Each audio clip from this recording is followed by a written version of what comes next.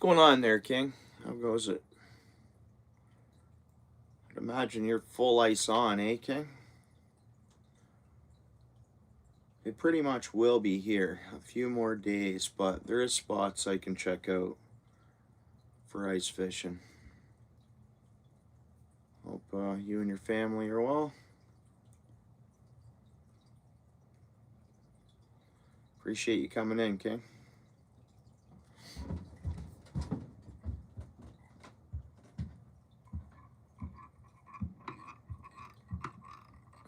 I bought some glow-in-the-dark jigs, and I don't know. I thought I'd come on and tie them up and say what's up, you know. Friday night, just in case anybody's bored, want to hang out, and whatever. All right, so they're VMC 1/16 of an ounce. Glow in the dark. They glow in the dark pretty good. We can do a little trial test here. Want me to charge them up and we'll see.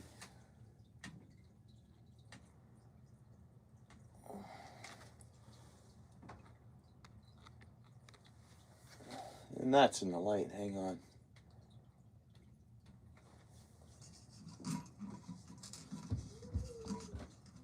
Boom. They're glowing pretty good. I barely charged them up, right? So, anyways.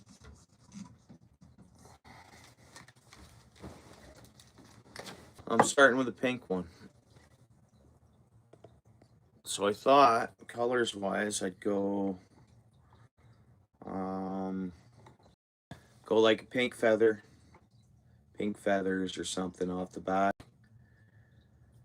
We'll go like a white. I got like a white glow-in-the-dark yarn we can try out. I want to keep it small. I don't want to keep it... Guess it's not... This one's not technically going to be a bucktail jig. We're going to use some bucktail. What's up, Nicole? How you doing? How's it going there, Nicole?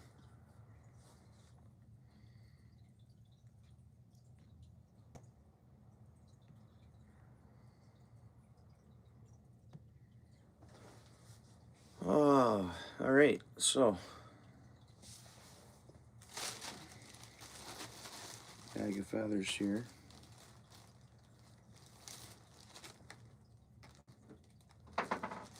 Yeah, I want to keep them small, not too much dressing on them, and then still be able to tip them with a tiny minnow, drop them down, right? I don't know whether you need the minnow or not, I don't know, but fluttering minnow off the end of anything glowing is pretty good, I think, when you're ice fishing or dock fishing or whatever you're doing. But it's ice season, so...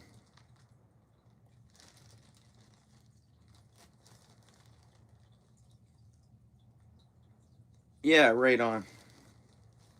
Well, thanks for scrolling past and stopping in.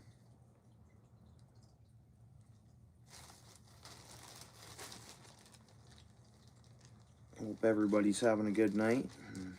Had a good week. Friday, right?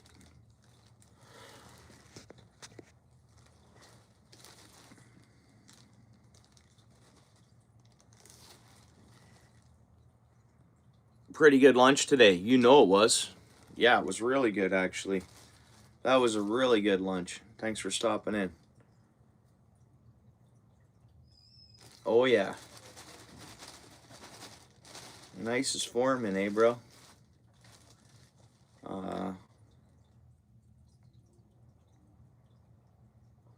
Yeah, how you doing?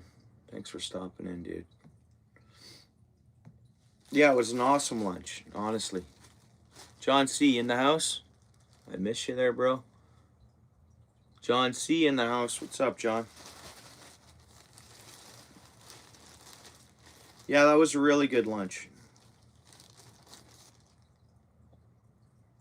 I'm thankful for it.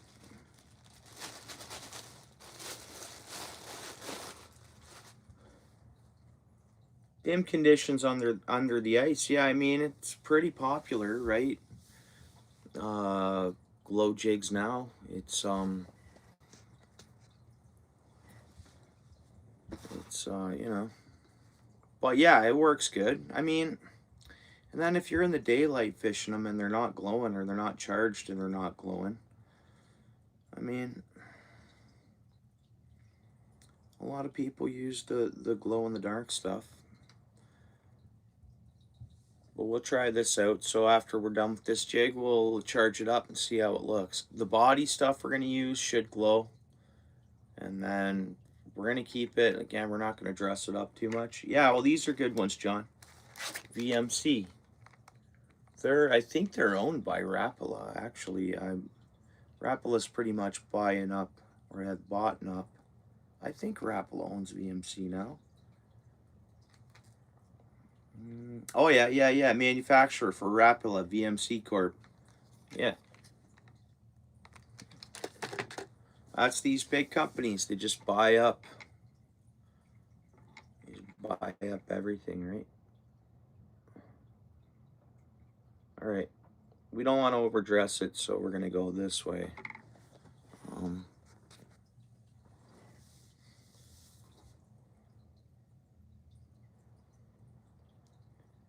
Yeah.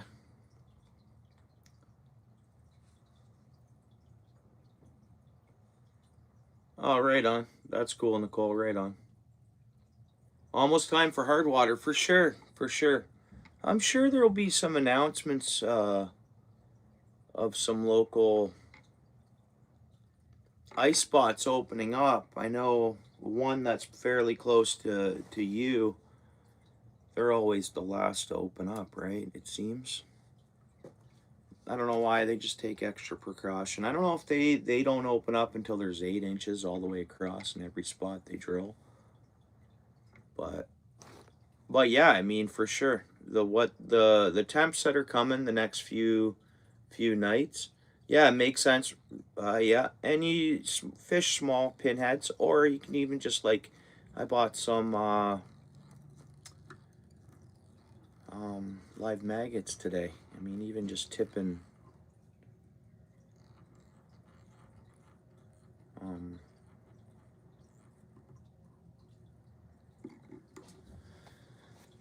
tipping them with a live maggot or something down there, right? But yeah, minnow dancing around, and the minnow, I hooked the minnow through the back. They're alive. They're alive fully. I don't hit anything. They're through. So any of the bait, I like to have a live minnow, even if it's small, even if it's barely vibrating. It's gonna be a drop her down and just wait. Now, a lot of times people are using electronics now. We're gonna be using the underwater camera, of course. I'm gonna be trying out this tripod. And this just rotates my camera line anywhere I want it by remote. And the underwater camera can sit right on top of here, velcroed on. But I can't wait to try that out. So I'm gonna be able to see what I'm looking at more than I have ever, really, right? And then I got the Garmin. Oh, it's the ice bundle. It's the Striker 4 Plus ice bundle or whatever. Ice depth yet? No. But what I'm going to do, because I'm not traveling this weekend, but I'm going to fish local on Sunday. And I don't know, John, you know that pond I fish? It's like my own pond. I'm the only one that goes there pretty much. One other person has gone there once before, but if more people go there, the spot's going to be closed down even for me. So, but I want to check out the bottom. I want to see what the bottom looks like there. I want to see how clear the water is after the ice is covered over it. And I think it's thick enough for me to mess around there. And I can run a couple rods. I can run a minnow. It's a really good way to finally see if there's a pike in that pond. Because minnow in the wintertime, flicking her, and I'll use one of them, those other baits I made, right? But yeah, like a few days, I was chatting, like I love the tackle shop, right? You go to the tackle shop and it's like a barber shop. You know, like what you think of a barber shop. You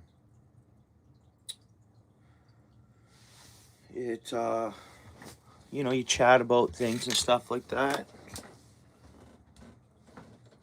Oops. well, like, you know, within a few days, a lot of spots are going to start. No ice is safe ice, right? No ice is safe ice. I mean, but it's coming around here. We're going to be getting, and it's weird. I can't remember the last time before, like, the new year, any ice fishing was kind of available where I live.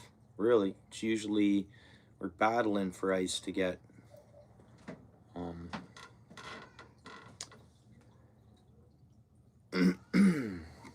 Yeah, we're always battling and hoping for ice. There's years I don't get. You know yourself, John, where you're at. There's some years are mild, especially in the last so many years. You can even go back 10 years. But prior to that, you're always getting. But even still, not before the new year, really. Not before. You wouldn't really get ice fishing until after the new year. Or darn close to it. Where I am. And say, like, I guess where you are, too. Okay, I don't want to make this...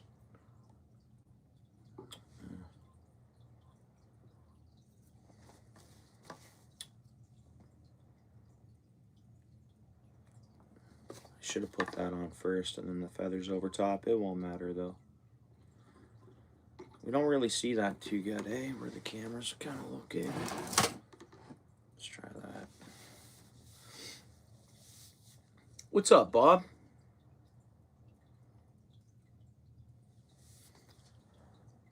Alright.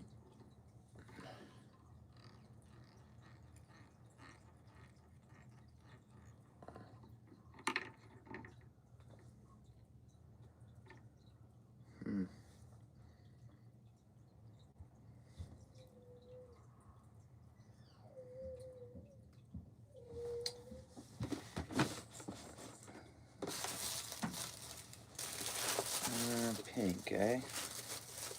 We're looking for pink, maybe, eh? Got a bit of pink flash blue. I'm just going to put on a couple pieces of it, not much.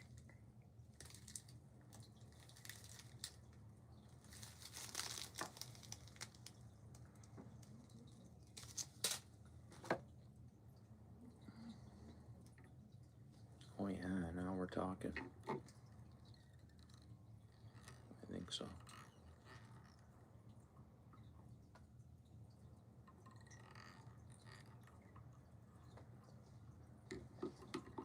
You guys want to see that up close? What we're working with here.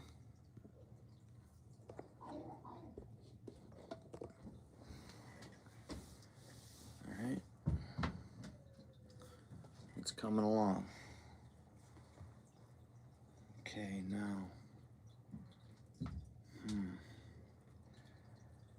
I knew what kind of colors I was going to go with on this. What's up, Lewis, bro? Thanks for coming in, brother. Sorry I wasn't checking out the chat there. I apologize if my mind's on. I apologize if I'm missing the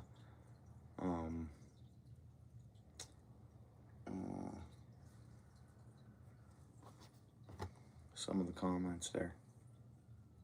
Looks awesome. You like that, Bob? Yeah, man. Yeah, we'll see what we can, how we can finish this off here. All right, let's do this.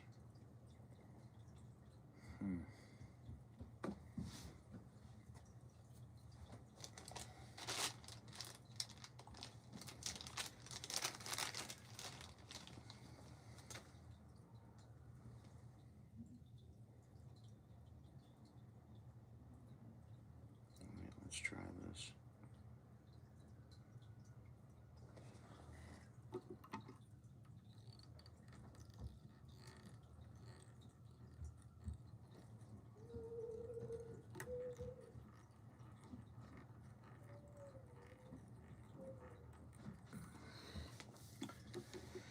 Now, we're going to go with some Chanel. It's not really Chanel. It's pretty much yarn. It's pretty much a piece of white yarn, you know. What's up, Josie? Thanks for coming in. What's up, Monster?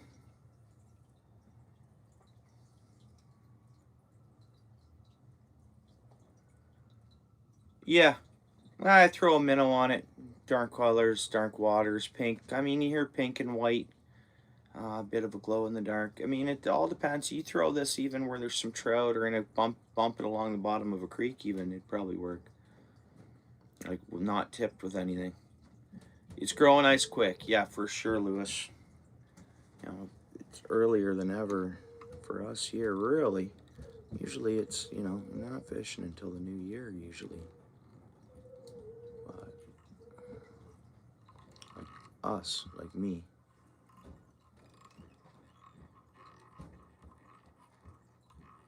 Okay. This isn't too lopsided here. Again, I think I'm going to get a new vise. Just upgrade my vise. This vise is good. It's worked really well. Or I could customize the vise actually. Uh-oh. That's all right. I can customize the vise to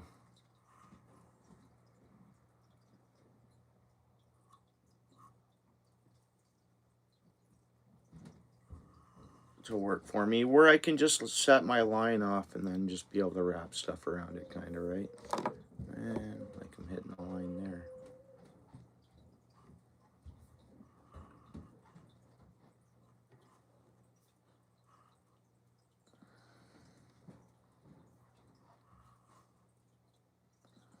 Let's see.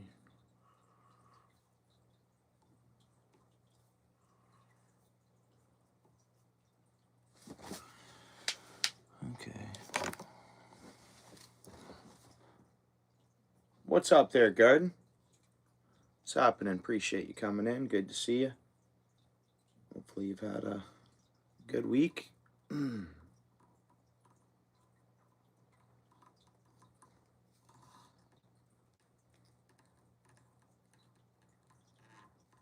I'll definitely use this jig, obviously. I can't wait to use it.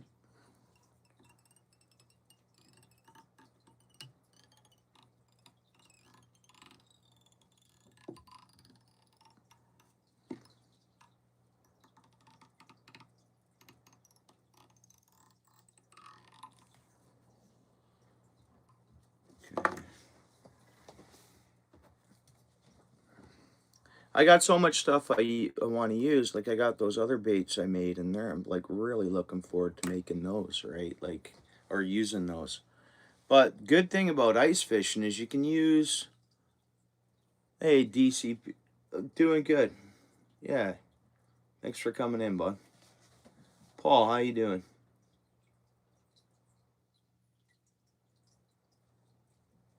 Oh yeah, Paul, nice. You just caught a couple Xanders today? Or you just caught a couple Xanders? Let's see, one more wrap around this. Maybe I shouldn't have.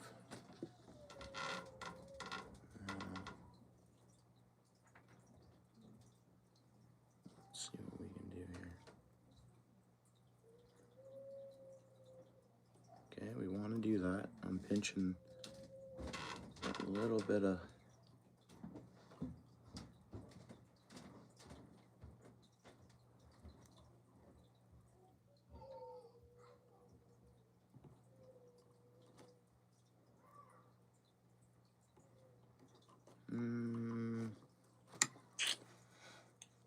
let's unwrap that for a second here.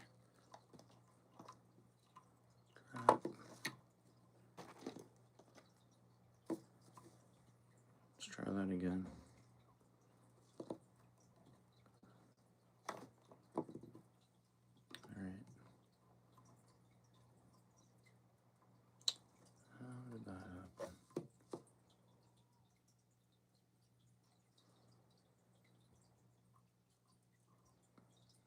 There we go.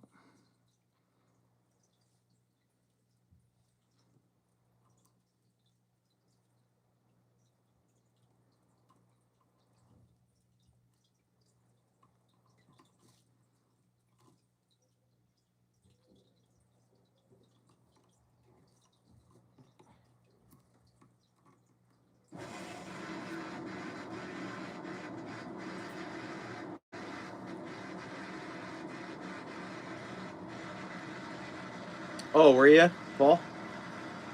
Pardon me. At work, I get no signal at all. Like, really. No matter what. Um, on my brakes out my truck, I get no signal to go on. I don't know. Other people do. Just I have a good provider. It should be fine. It's just certain areas, right? And I'm gonna call my phone service provider and complain actually, because see, I don't like. Let's see if once I wrap this around a couple of times, I can fix up this.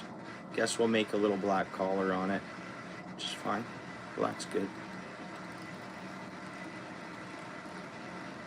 See if I can back that down a bit, make it look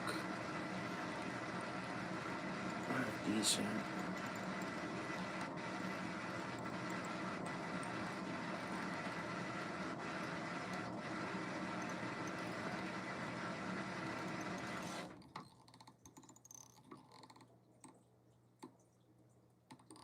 There we go. That's pretty much it. Like, that's it. I don't know how you guys think that looks, but the part of me thinks if I could do it again, I'd have that. Well, it is. It's just the smaller part of the feather. If I use a bigger feather and I choke up on the feather more, we'll have more of a larger fan right at the tail than we have here. But I think that looks buggish. Like, I don't know what you guys think. Paul, you like it?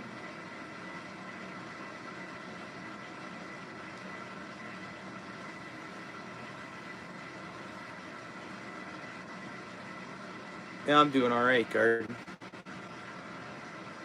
I'm alive, doing the best I can, bro. You know?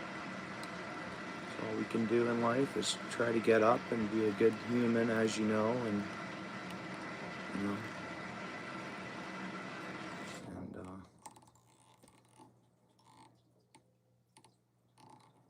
there we go.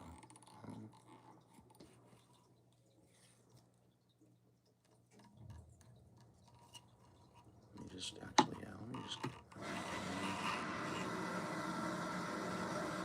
We're gonna glue it up. I don't know where my glue is, but we'll find it. Sometimes I'll glue it up before I even start it, just so there's, and you'll see a lot of different people doing that. Putting a little bit of the head cement on the hook and then getting your base, and but yeah, hopefully, Lewis, I think so. Yeah, I hope so.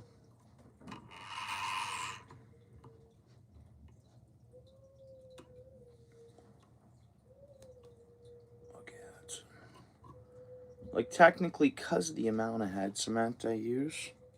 I just put that stuff. It just takes this thread and it makes it like so solid. Yeah, and you still tip it with a minnow. It'll glow a little bit. We don't even actually have to do this here. Hang on. You know what? I'm gonna wrap it again and put more knots in it if I don't find my glue. But if I find my glue, I'm sure I'll find it. Okay, not there. It's not up here. It's got to be in this drawer.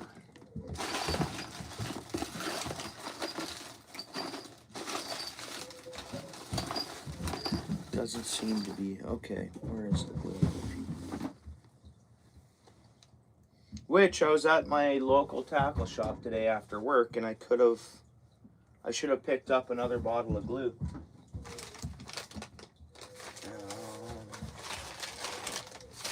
Not that I have lots, more than enough.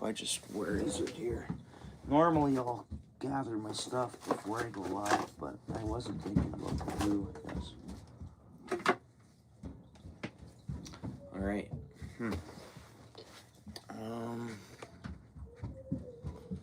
Let's see, where's the glue at here? It can only be a couple of places, that's the thing. What the heck, ski?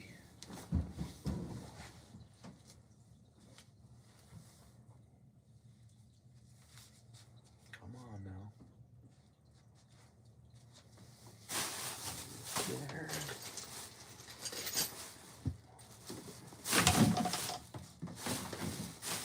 No, they're personal use jigs. I can get away with not putting head cement on them.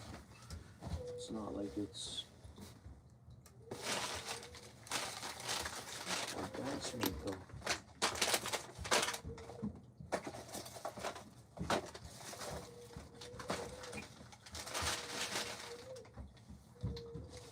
That is the oddest thing ever.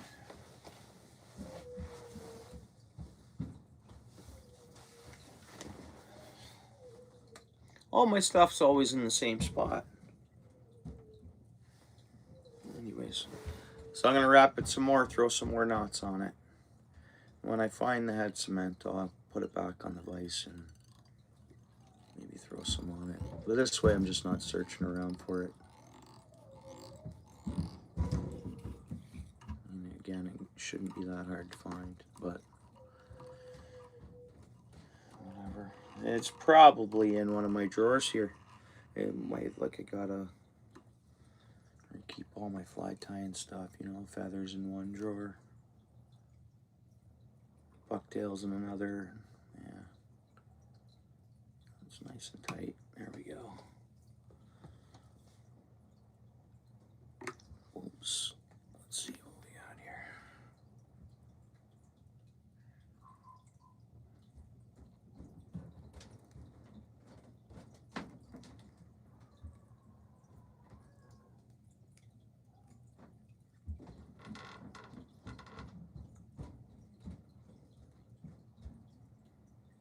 We'll charge her up, throw it back in the vise, and see how it looks. Clean this up a little better. Sweet. Whatever. Homemade personal use jig, right? You do. Let's check it out.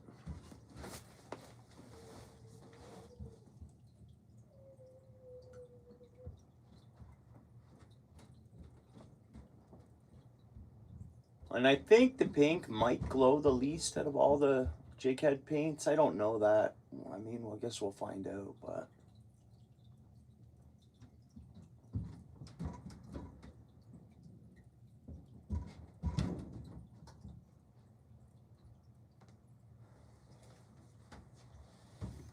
I can't see from looking at the light.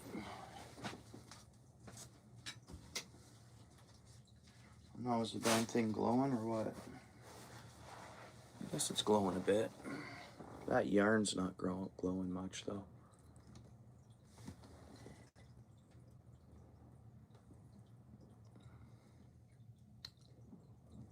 Down in the dark, minnow flickering off of it. So like down in the dark, minnow flickering off it. It'll work.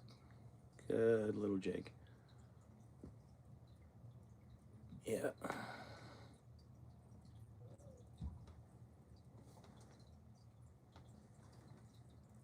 Let's see if, oh, I got it clipped in there by feel.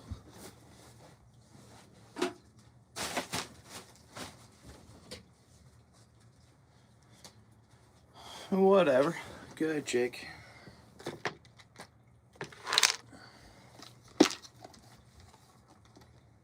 Tied those smaller ones last time I was live. Again, this thing is personal use. Doesn't even need head cement.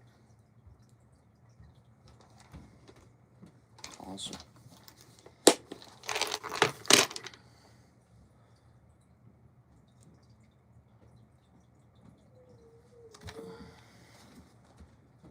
You think that's my favorite color, Josie? No, pink's not my favorite color. But hey, you know what? I don't tie much pink ever. Like, or whatever. I just thought, why not? Pink jig head. Little white body on there. A little bit of glow in the dark. Alright, next one. Let's just do it like a chartreuse one.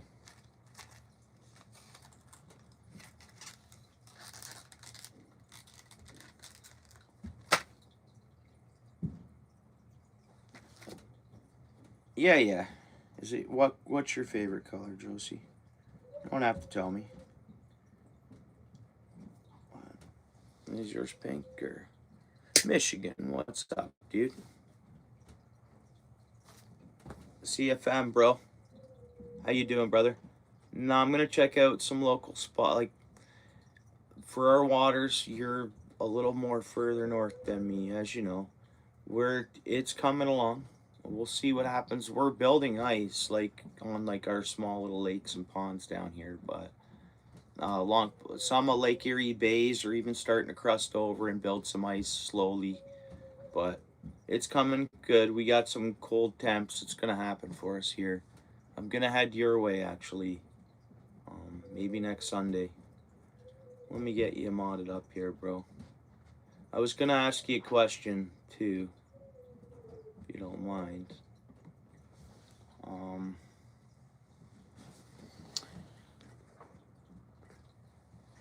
Oops, let's go in a bit here, I guess. There's a guy along the western shoreline there of Couch. You know what I'm saying? Apparently, he's got a long driveway and he's got parking spots. Yeah, well, I thought there's a guy on the western side where he's letting people park there. You gotta pay. And it keeps me away from the southern park there. You know that person? CFM? Yeah, okay, I'll get a hold of you. Catfishy, what's up, man? How you doing, bro? Up here? I'll check out some spots like on Sunday, like just a little bit of pond ice. We'll see. I'm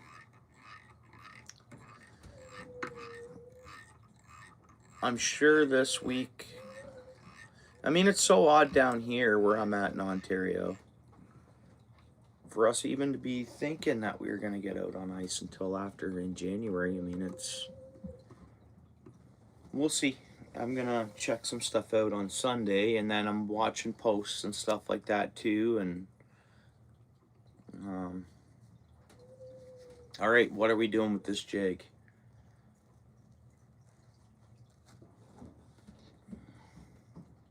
Big Dan, bro. How did Big Dan get unmodded?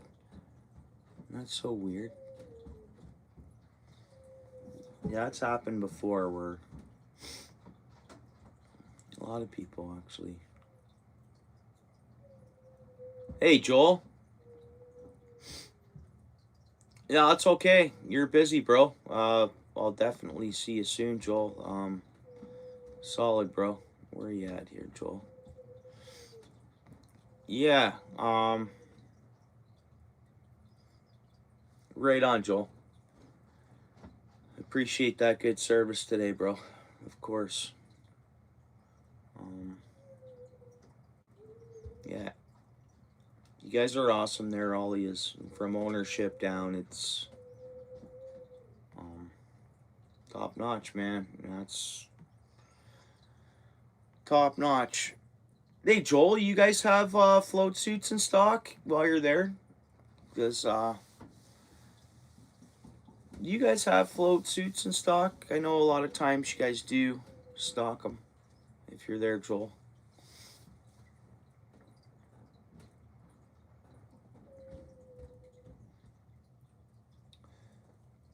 Yeah, but Nicole, you're north like till mid-January or February. That's just you. You won't go on the ice till? Yo, you won't go on the ice. Yeah, but I mean, with the temps we're having that weather, right? But I hear you. I mean, yeah, a lot of people. Some people wait till there's 8 inches and know that it's.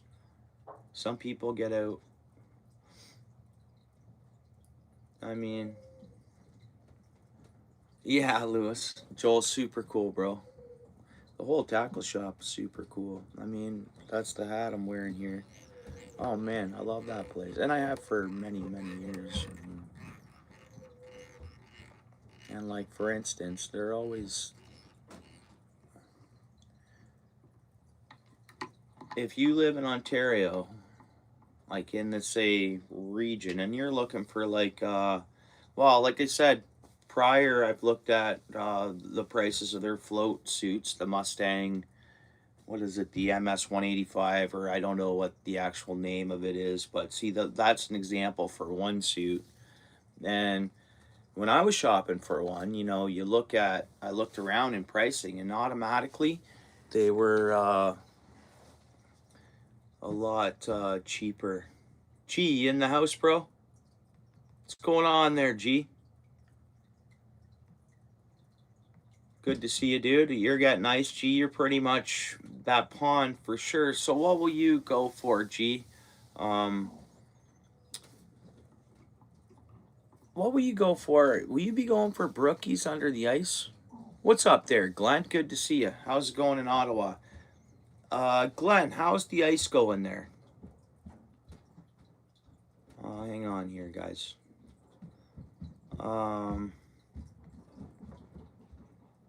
Glenn, you'd be getting some ice going on up there. What's up there? Yeah, thanks, Lewis. 8 months membership. Yeah, I appreciate you, Lewis. Yourself, Dano, Steel City, Paul's Way. So I'm surprised. Oh, wait a minute. We might see Paul's Way eventually. I hope. I haven't heard from Steel City. I heard from him a few days ago. But hope they're doing all right.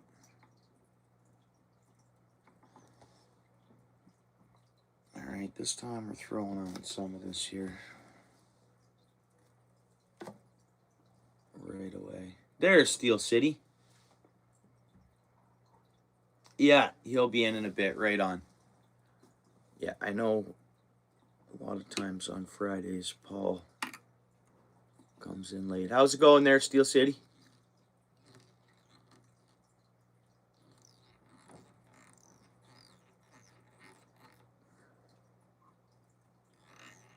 I was rewatching a live today, guys, from the Grand. The day I caught that. Oh, we weighed that carp.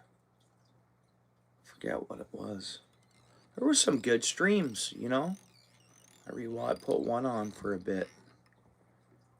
There was some good early spring summer streams this year. And we caught some fish. See wet spots, yeah, it's river. Well, I mean, a lot of inland ponds, small lakes, Glen, I bet you're pretty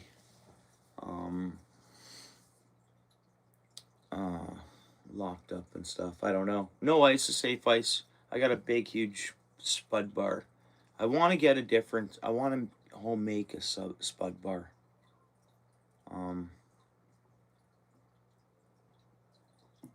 More or less. So, because I got a really heavy one. I mean, it is what it is, but heavy one's good. You smack it, boom, boom, boom, you know. But just carrying it around is, yeah, for sure, Glenn. We have a conservation area nearby. It's called Valens Conservation Area. And you get perch, there's crappie in there, there's pike. They don't get too huge. Sunfish, bluegill, whatever. Bass too. But for winter, it's like pretty much perch and whatever. You might get lucky and get the odd crappie, but they should be opening. They should announce in the next few days. That's a decent spot locally. But then Lake Erie Bays we need for down here to freeze up. There's a bay in Lake Erie. If it freezes up, which it will freeze up. If I could just hit that up every Sunday and then maybe do some local spots after work, even in the dark, right? I mean, you can go fishing, you can go ice fishing in the dark. Once there's good ice around in some of these spots, right? Some of these spots, I should say, but. All right. So I added a little more of that flash blue glow in the dark to start. Then we're going to pick, obviously, feathers. And then we're going to go kind of like a bucktail on this one.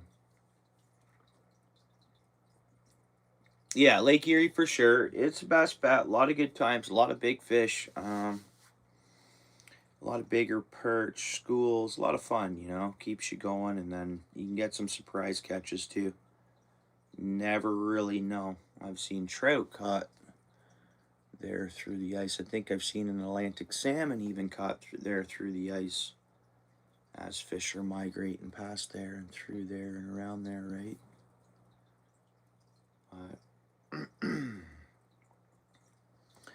I wanna my pond there. I just wanna underwater camera all the way around that pond in areas and with the Garmin.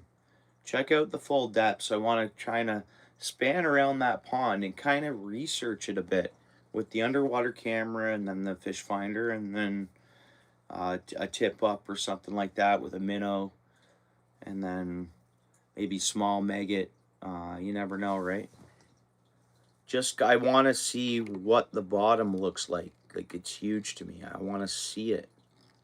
I want to see if it's hilly, flat, you know, what it looks like, what the vegetation looks like. Oh, come on.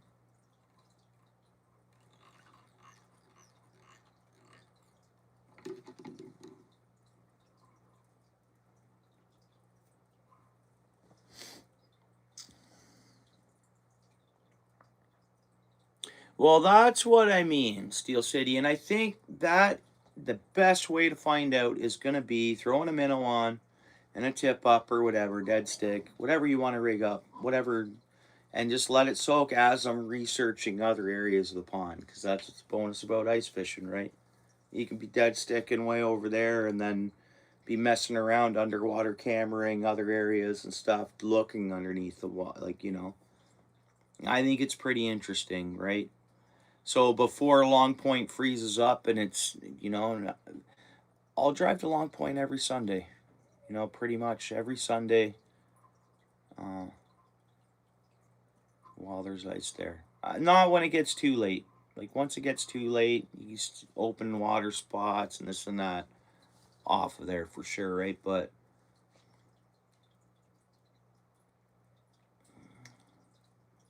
yeah, right on, Lewis.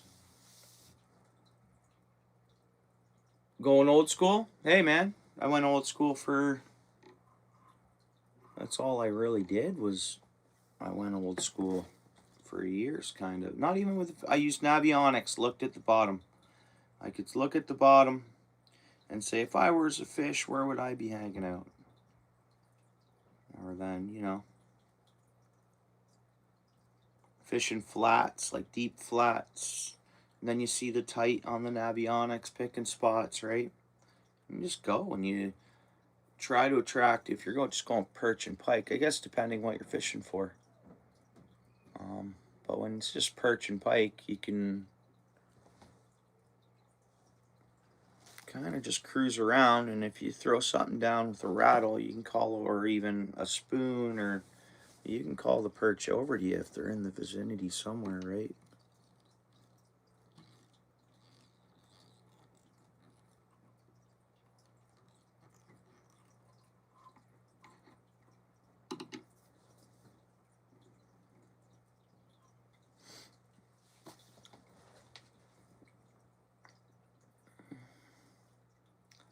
Yeah, I got you, Steel City, exactly. That's what I do.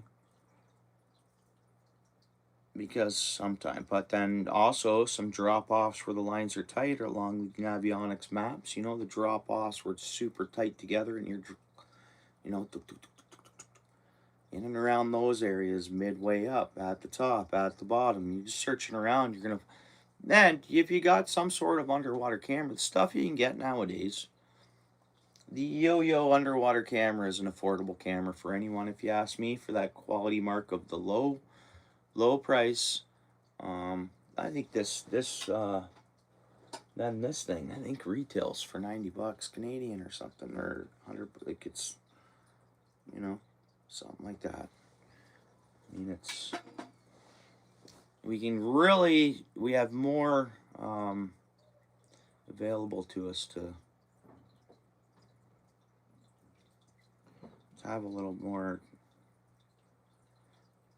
fun or knowledge if we can, but fishing blind, nothing wrong with that too. But I did always use Navionics. And that's back when it was, I don't know, maybe a quarter the price of what it is now. Because that went from like $29.90. I think it was even cheaper than $29.99 at one time per year. And then just every year, it skyrocketed from, if it went from $50 a year to $100 or $89 or something a year. Navionics is a bit pricey, in my opinion, but it's great. It's handy and accurate. Yeah, I appreciate Navionics 100%, but everything comes with almost with a price tag, like, you know, that way. But if you use it enough, it's not that pricey, right? Really. I don't even know what we're doing here. Yeah. Yeah, so you live scope. Yeah, I don't have no technology like that. I can't, you know, everything's got to be. Yeah, I don't have the live scope, as you know, and all that, Lewis. All right, so we got a chartreuse head. We got some glow-in-the-dark flash boo off the back. What are we going to do now? We got some of that. Then we'll pull out some bucktails and pick some colors off the bucktails. We'll go... It's a small jig, you know. There's only so much we're going to be able to do with it, really.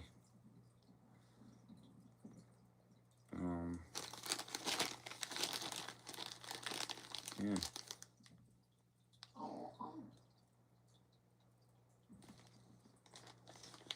Yeah, like we're not, that's out of my league, and that's okay. And that's the thing about today, there's options available.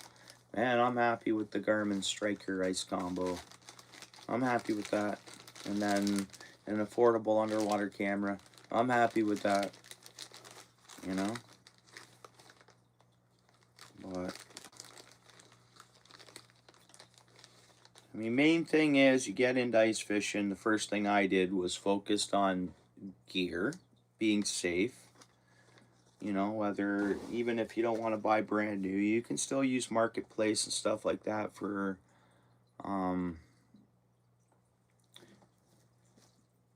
float suits if you want to find one used or something. I don't know how much I suggest buying a used one, and you can tell whether it's been extra used or not. But if it's something that's fairly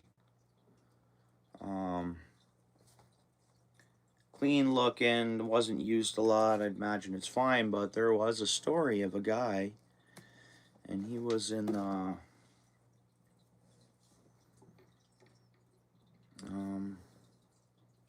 think it was the Bay of Quinte anyways, but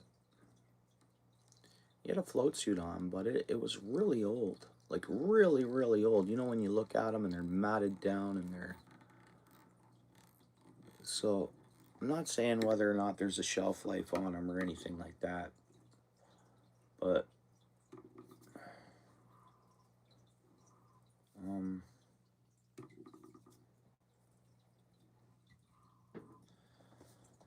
there kind of could be, I guess. I mean, as things break down and wear down, you wear things out. You can tell, like, whether or not it... But I have a feeling it still kept them... I don't know. Anyways, but I think you got to be careful when you buy used. But again, I bought one used before, and it worked out great off Marketplace or whatever.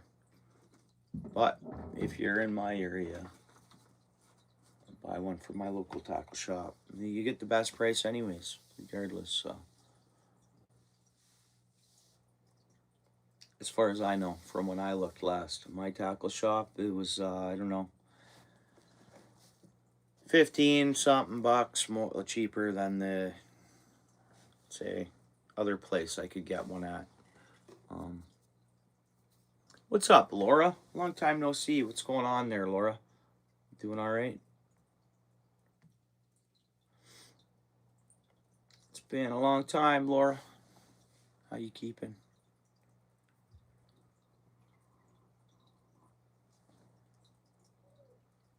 What do you got, Steel City?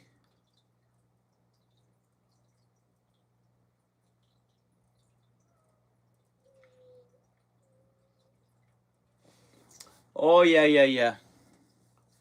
Yeah, and there's like a code you can log in. You're logging into Paul's Ways. Yeah. I know he offered it to me too. He said he could, wasn't sure or not, or he technically offered to hook me up to see if we could do it as well, where I'd be connected. So, yeah, it's awesome. Paul's Way is one of a kind. We're all one of a kind. But Paul's Way, good dude, guys. Good dude. We're all good dudes. I'm happy. Everybody in here, appreciate who comes in and says what's up and hangs out, and it's part of the whole. We're all a part of this, you know. We're all hanging out. Perfect. Oh, that happens, Lewis. I've been there, bro. I've even been there at your channel where I was there and then somehow got reversed in one way or another. And was back towards. And I know you don't really. Well, sometimes it's tons before I realize it that I'm behind the live somewhere.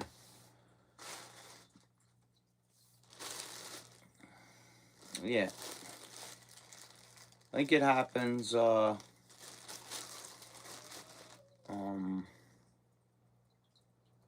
Good, Laura. Good to hear. It happens so much to me that I constantly think I got like a nervous twitch when I'm watching a live from my cell phone to kind of tap on it, double check that I'm always up to par one way or another. Well, I'll have a live go on and I'll do laundry, I'll switch loads, I'll do this. My phone might drop on the floor, I'll pick it back up. Because a lot of lives I just watch from my cell phone.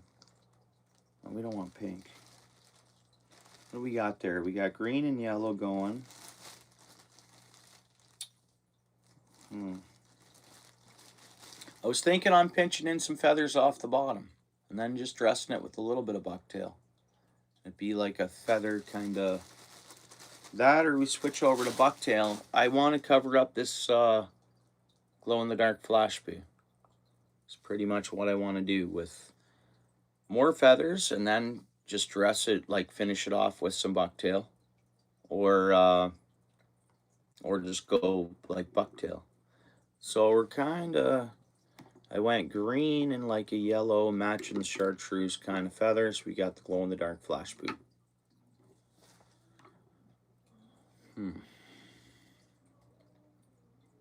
I think if I pinch 4 feathers underneath here, tie them down a bit, pinch those down with the other feathers, and then dress it with some bucktail, I think we'll be onto something. It's going to be a pretty bright looking jig.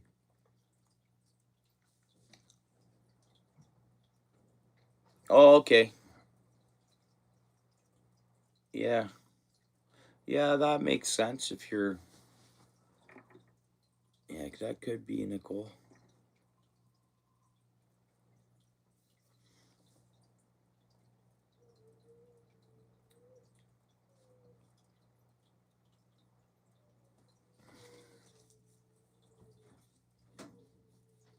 Was from 2004.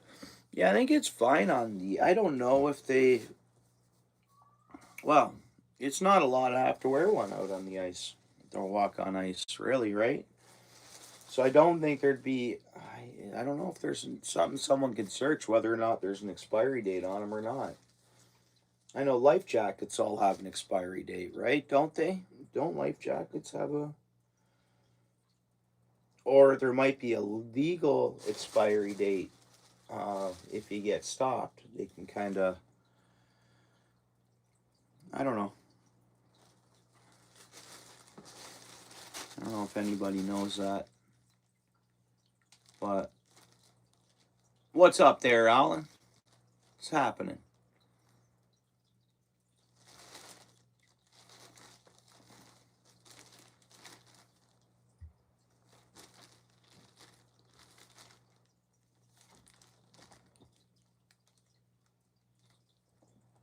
We go here.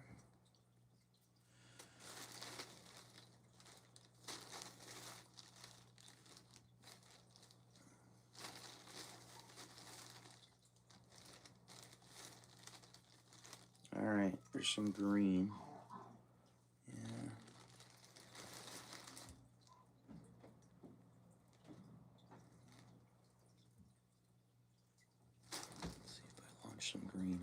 back there. Yeah, you know what? That's what we'll do.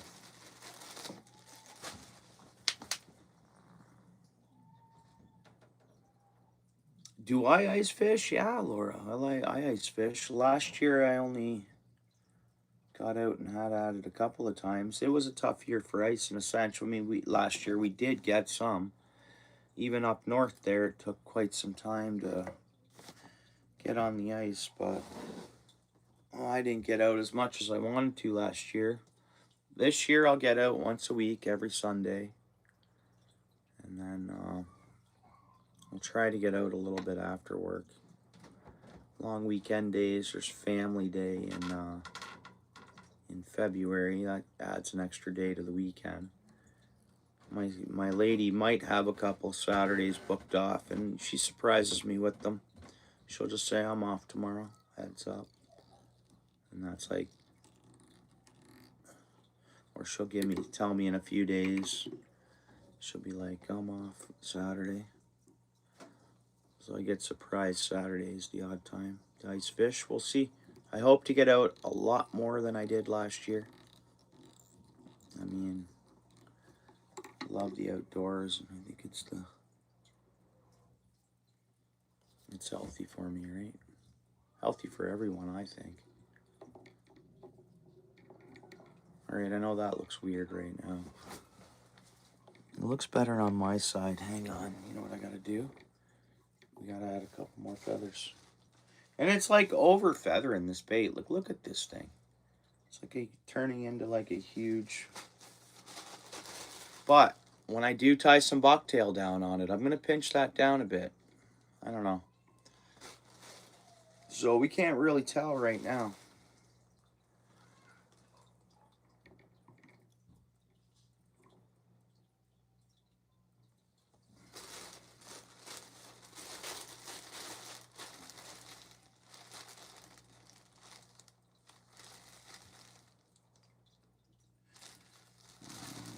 I gotta order some feathers, which I can do that. I got room in the budget to stock up on some feathers, I guess. I'll order some, thankfully.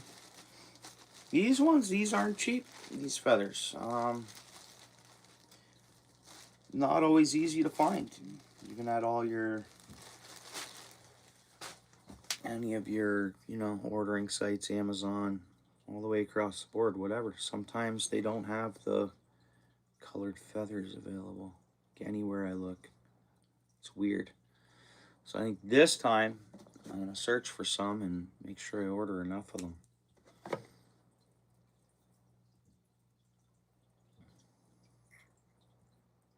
Nothing like going to try to find them. I used to be able to get these at a lot of the different craft stores don't even carry these. I remember driving around, searching around, calling around, looking online at all different bigger box store craft stores. These actual feathers are hard to find at those stores.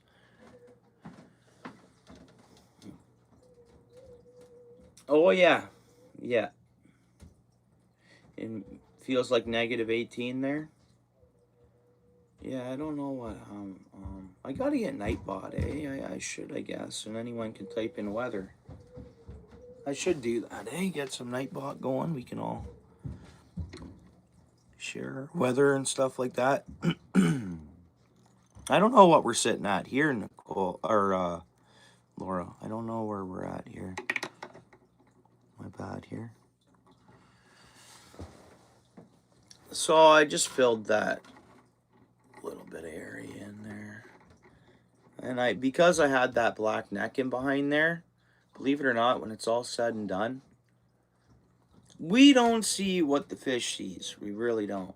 Shadows. I know lateral lines on bait. Everything has a lateral line in a sense, whether we see it or not. There's a... Am I right by saying that? Don't all fish have technically, it's a lateral system? Whether it's a minnow, whether it's maybe a...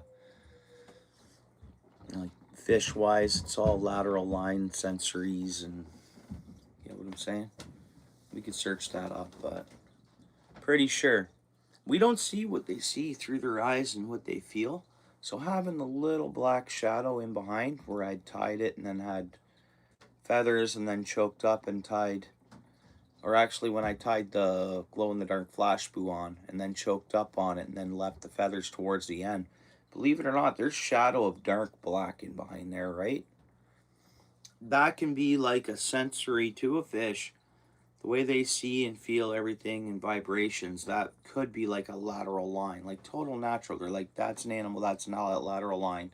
Whether they're not sure if they've ever seen it before. I think nature has its way in fish, the fish food chain. And also, I think fish have a natural instinct to say, hey, what is that? That's not supposed to be there. It looks edible, though. And it looks alive, or it looks like they're natural invader controllers. They're like, what is that? What the, boom, smash it, right? And that's just in the nature instinct, I think, sometimes to. What's up there, Roberts? Gunnar Roberts? I appreciate you coming in. Welcome. Yeah, we made a little pink one here. I'm using VMC glow in the dark jig heads. They're 1/16 of an ounce in weight. And that was the first one we tied, little bug thing. Now we're playing with this. This looks really weird and wonky. The idea for this was to not dress it too much. Still be able to tip it with maggot or minnow. Or you wouldn't even have to, really. You throw this down there, but throw a minnow bouncing around, confused. Again, same thing I'm talking about, the fish looking at this. They're like, what is that? It's a minnow. We eat that. But then what's it's attached to? They're like, this doesn't look right. Let's smash it. That's sometimes what I think. I don't know if you think like a fish or... And I don't know. Try to think like a fish. And all right. So now we're gonna crest it. What are we gonna call it? A mane. We're gonna put a mane around this of bucktail.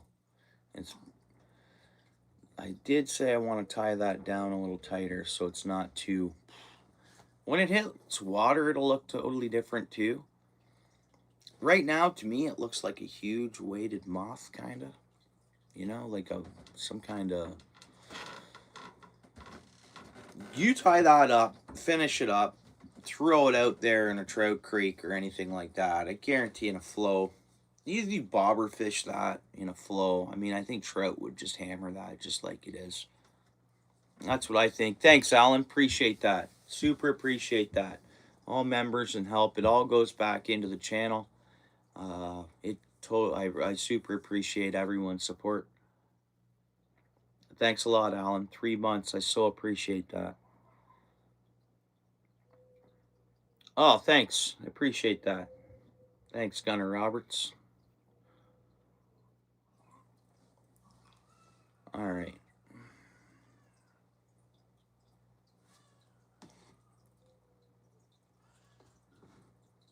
My daughter's up there. My lady's up there, but she's been home 2 days, kind of sick. School called. Actually, school called yesterday, and someone had to go pick her up, and then so she's a little bit whiny. If you guys hear that in the background, so we're not going to use yellow. There's no way. This thing does not need any more yellow at all. And we got to stay on this kind of theme. All right, let's use our heads for a minute. Imagine throwing some blue on it. Not gonna happen ever. Oh, white cresting. I don't know what white would do to that. I mean, white can be good. And if I just go tight cresting on the white, like I said about what we think the fish sees, the black collar kind of, I can see it through here still. So if I keep everything back, I like that shadow for a fish to see that. I don't know if you guys see that at all, but yeah, thanks. Appreciate that. And she will. It's that time of year, right?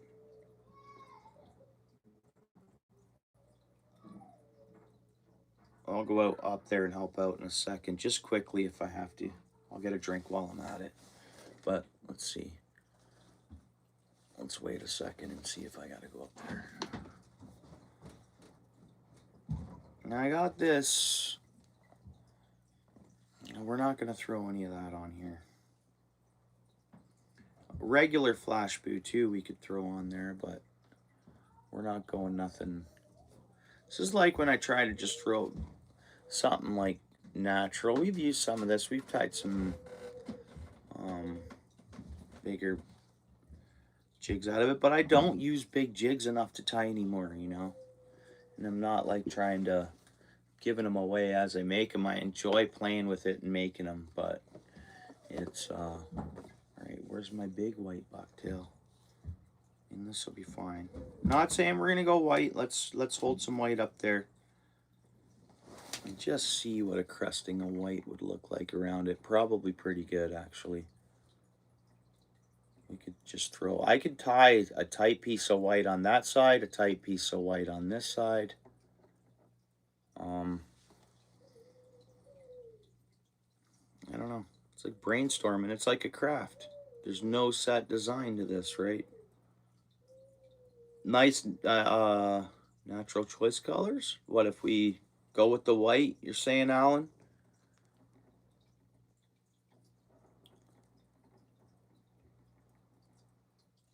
Crest it with a little bit of white.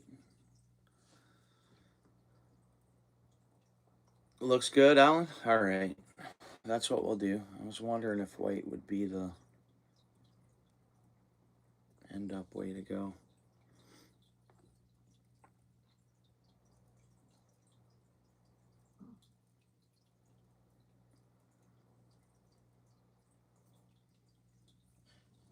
And I think I'm going to do what I said. Just throw a piece like that and then match the size. Throw a piece like that.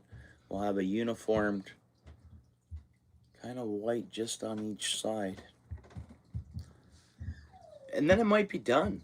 Like there might not be no reason to do any more. The right now would be the time to put some other flash boo on it if we wanted to, or mix it in with the white and throw it on there and mix. But I don't think so. I think, like you say, that throwing that natural white on there, and when it hits the water, it looks so different, anyways, right? Like it really does.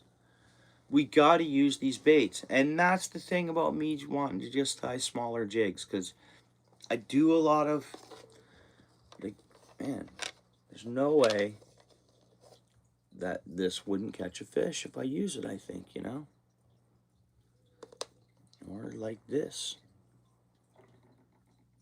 Drop it down there and perch will suck it in. Yeah, it looks different in water. I mean, but I would tip this with a small minnow too. And dead stick it. Literally dead stick this with a minnow tipped on it. Again, so fish come up and they're like, okay, there's the emerald shiner that we eat. Like we know we eat, but what the heck's going on there? We're just going to crush it regardless. I mean, I guess it's good to use it without a minnow because I'm sure fish would still suck it in, right? Again, we tip this with white on each side, and I think like any rapid area where there's trout would suck it in. I think float fishing it or whatever, but oh, if I wasn't streaming, oh, this would be long. We boom, boom, boom. Like it'd just be obviously a lot faster. But we don't even know how. I don't know what colors we want to use, what we're gonna do, stuff like that. So it's. I think a jig has taken me an hour before easily. Like those bigger jigs, we'd sit down, I'd tie one jig, it'd be like a whole hour. Hey guys, last year.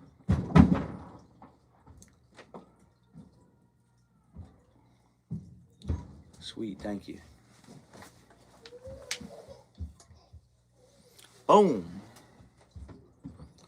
My lady made me a warm beverage.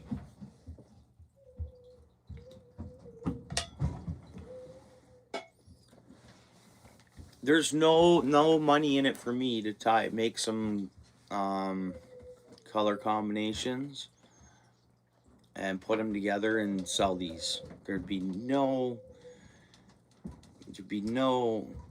not worth it at all. Like, I make these. I love crafts. I love this. So I'm into fish and I love the outdoors. It's really the only reason why I tie baits or make stuff. The spinners are working out. Really, the spinners are working out. They work well. I'm getting a smaller size of bead. The larger beads I use, those glow in the dark beads, they really make that bait more what am I thinking? Buoyant or whatever.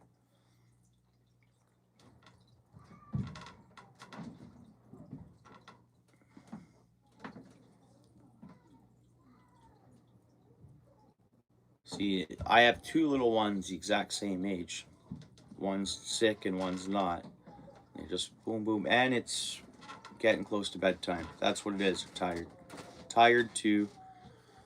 So we got these little guys right now on an awesome bedtime schedule. Actually,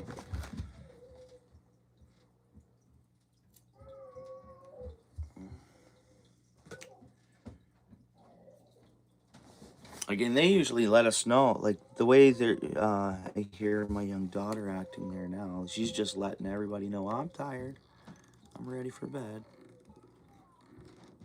Kind of too, right?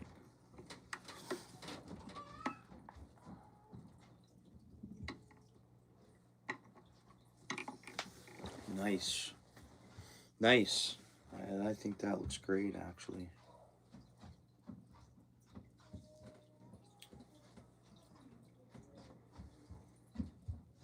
There's one tip I found out. Okay, when you're tying, for me, I have a lot of waste. I like using the natural tip ends of the bucktail. So, like, I'm going to cut this out right now and pretty much waste it. I know I could use it and make it all different. Actually, you know what? Better not. But I'm fussy where, yeah, see that one I pretty much. You see how I chopped that off there? So now I have like this, it's not jagged and it's not like the natural tip ends. And then sometimes when I'm tying another one where I want just natural tip ends, the short ones get in my way. So a lot of times I waste a lot of bucktail. But I'm gonna try to stop wasting bucktail.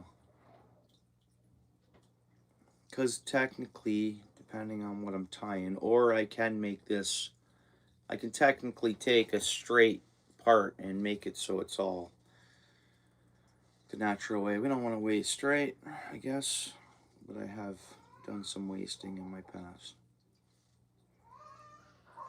All right, I might have to run upstairs. We'll see. That's the one that's making the noise now. She's the one that's got the fever and not feeling well and all that. Oh, my lady's gonna give her a bath. Nothing better when you're sick than sometimes a bath, right? I hear that's what's going on. You know what? I'm gonna tie this thing up and call it done. It's like a feather. Yeah. There's not much bucktail on there, but the white is the only bit of actual bucktail. The rest is feathers and flashboo.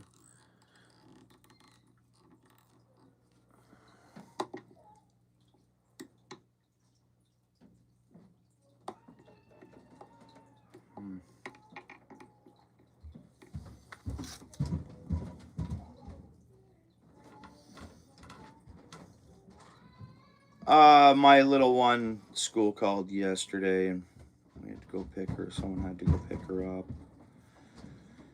She had a fever. We've been giving her the, you know, fever medicine and whatever. And chicken noodle soup and all the good stuff, right? It's that time of year. It's that season. Oh, but my little guy, he's been fine. He's been going to school every day. School, but we'll see. It's one will get it, then the next one will get it is usually how it works. So it's like, I don't get it. Well, as these things are going around, the kiddies are getting, I don't seem to get them. One or two a year. I think might be having something minor right now, but not like nothing.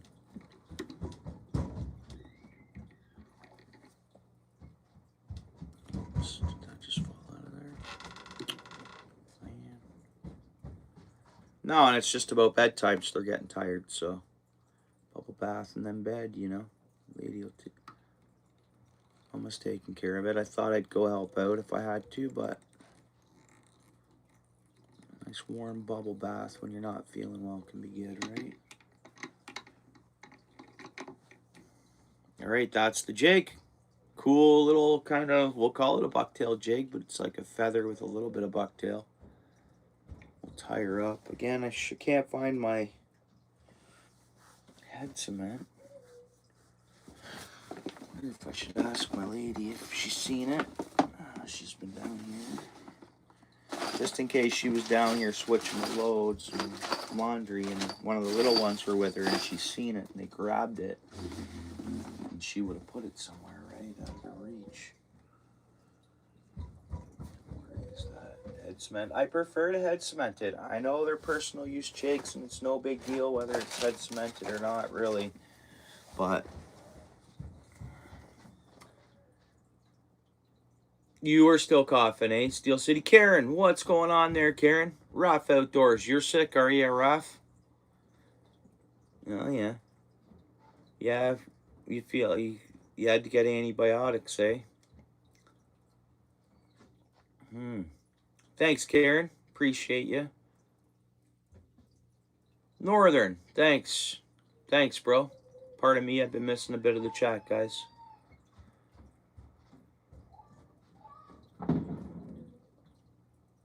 Oops.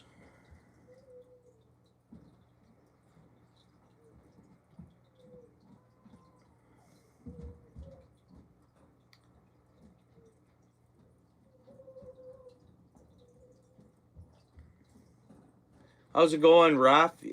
Have you gotten out on the ice? I don't know. I don't get signal at work, even for my breaks. And I don't know if you've posted any shorts of ice fishing, Raph, or not. Just because I'll get so many notifications while I'm at work or something, and you know, to get back down and to go down takes a bit. You miss a lot of posts from people sometimes. I do. I don't try to. But you ice fishing, Raph? All right. I might have to hop off my live. I might have to shut it down and help out with the little ones. And once they're in bed, I can probably go live again. That's how long we've been live here. Just because I know what it is. It's 8:21. It's your bedtime.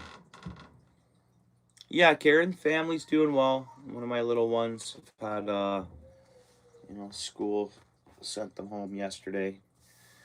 Had a fever and stuff like that, so tending to that. And then it's just their bedtime right now, so they're up there giving their mama a bit of a hard time. Usual, normal stuff. Yeah. I'm gonna give it a couple more minutes. Because I thought there was going to be bath time because I heard that going on and then that didn't happen. All right, guys. Just give me 1 second before I end the live fully. 1 second. I'm just going to run up there and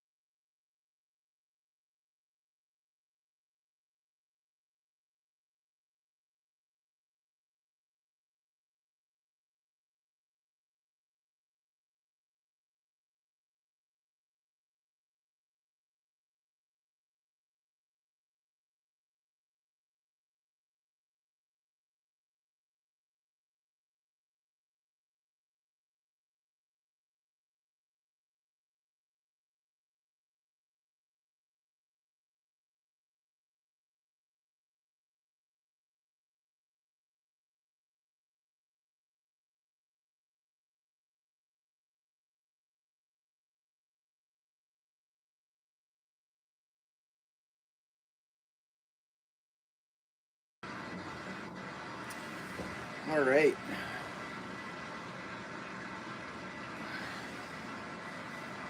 You know what I got to do in the morning? A dump run. Early in the morning. Chat disconnected. Chat disconnected. We all here? What's going on here? I lose my Wi-Fi? I think so. Yep. That's all right. We got signal on the stream. That's weird. Wi-Fi not connected.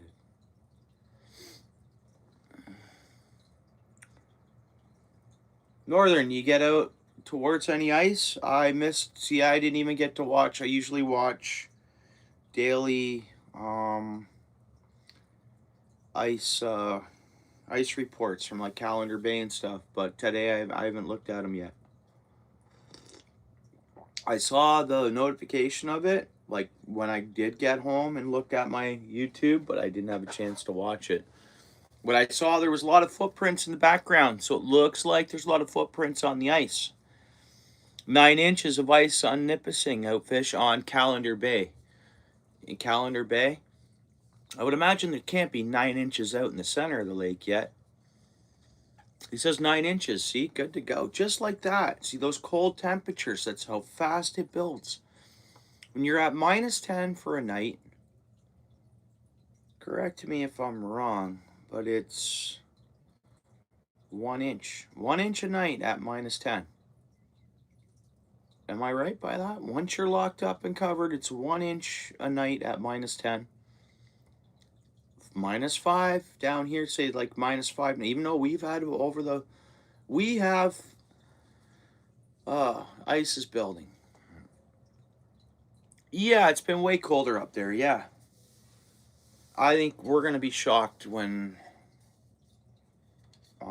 ice is gonna go. I mean, what are our temps? Our temps are. We've had -15 and -29. We've had -15 nights all week. -10, -12 all week long.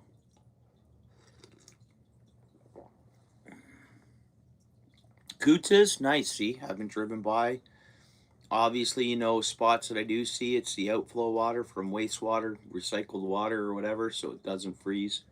But yeah, Coots is froze all the way across. I heard someone was spud barring along the bayfront too. Like just obviously in the bayfront channel, spudding along, and I mean there's ice building. Some people are predicting Long Point to be decent in just a few days, bro. Like in Inner Bay. We'll see. Yeah, that's here, yeah. Barry's Bay. Yeah. I know, like Huntsville and stuff, I heard people were out last weekend. All right, so is this jig done? Is that what we're doing with it? That's it? I should ask my lady about... I might have to get off shortly anyways, because the other ones are... And help out putting the little ones to bed. We'll see.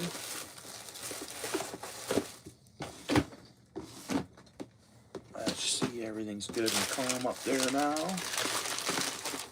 Oh, guys, there's the head cement. I knew it couldn't have been too far. Nice. Let's see here.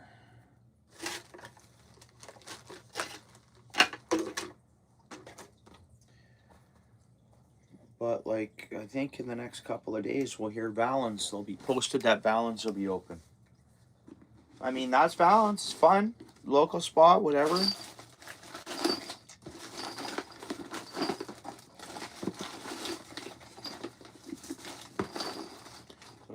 Ice does build fast, and it's all right.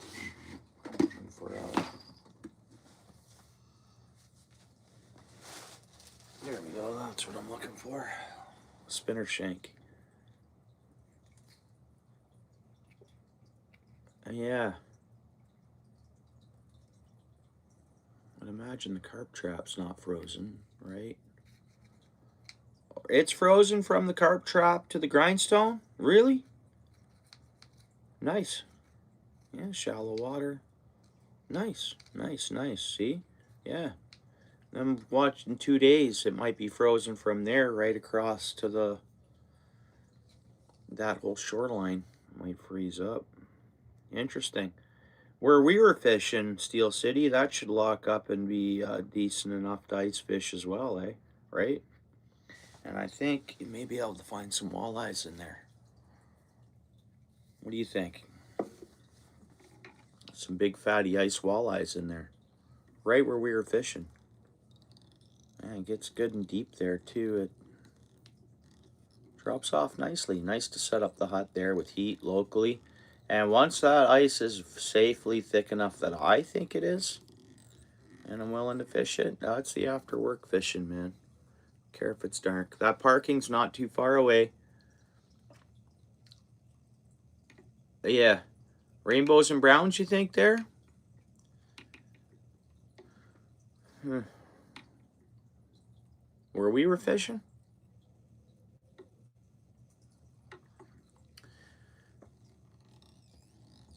Alright, let's knot this up and head cement it and call her a jig.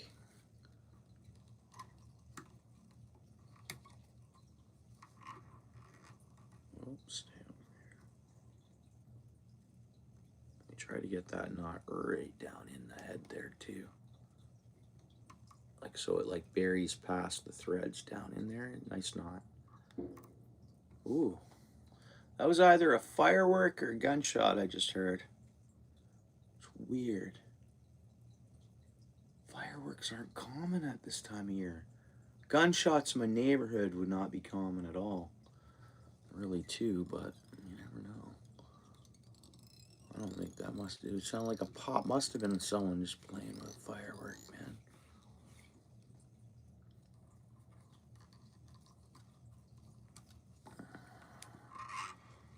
There we go.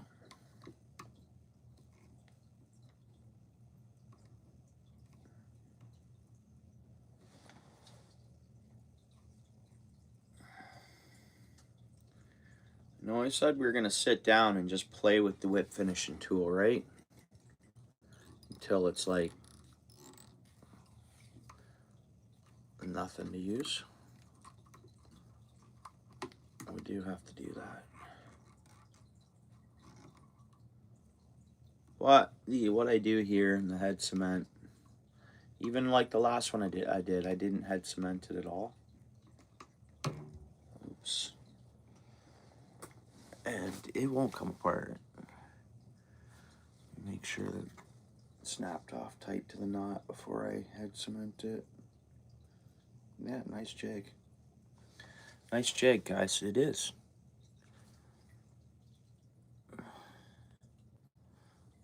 That's a nice jig.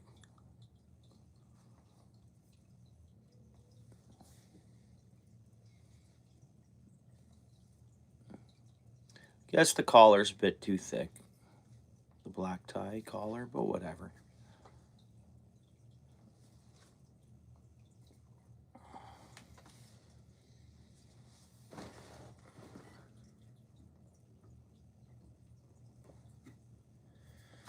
This one here I'm gonna singe up, I think, a little bit. 13 people in the house. Thanks for being here, guys.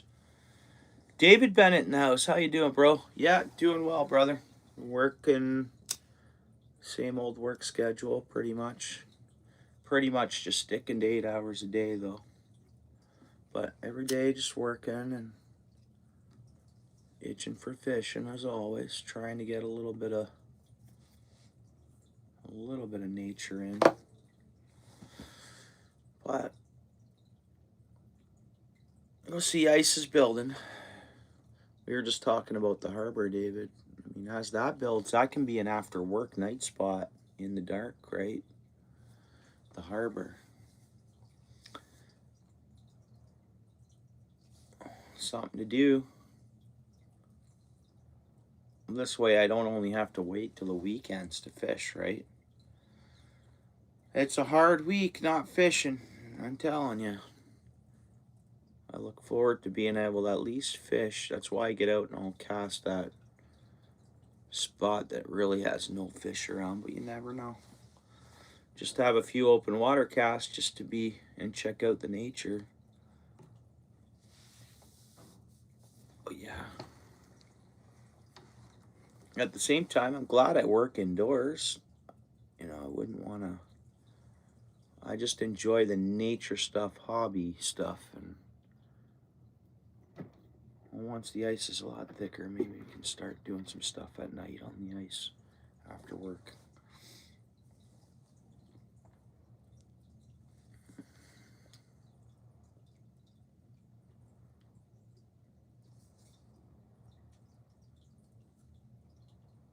You know, when you're fishing, there's not a buzzer that goes, there's not four walls around you, or whatever the case is, whether you work in a factory, or whether you work in a hospital, or whether you work in a dentist office, or whether you work whatever, you're still in a,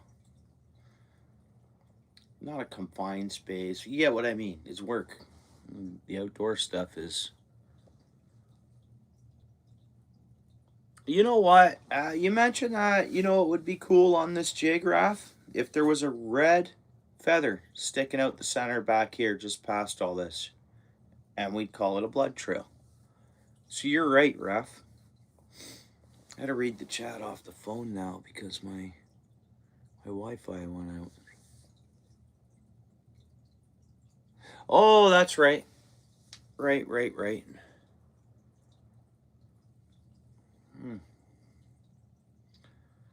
You get that spot for parking. Once that ice is super thick, if it's just the Rapala, but that's cool too. Steel City, meet you there or whatever.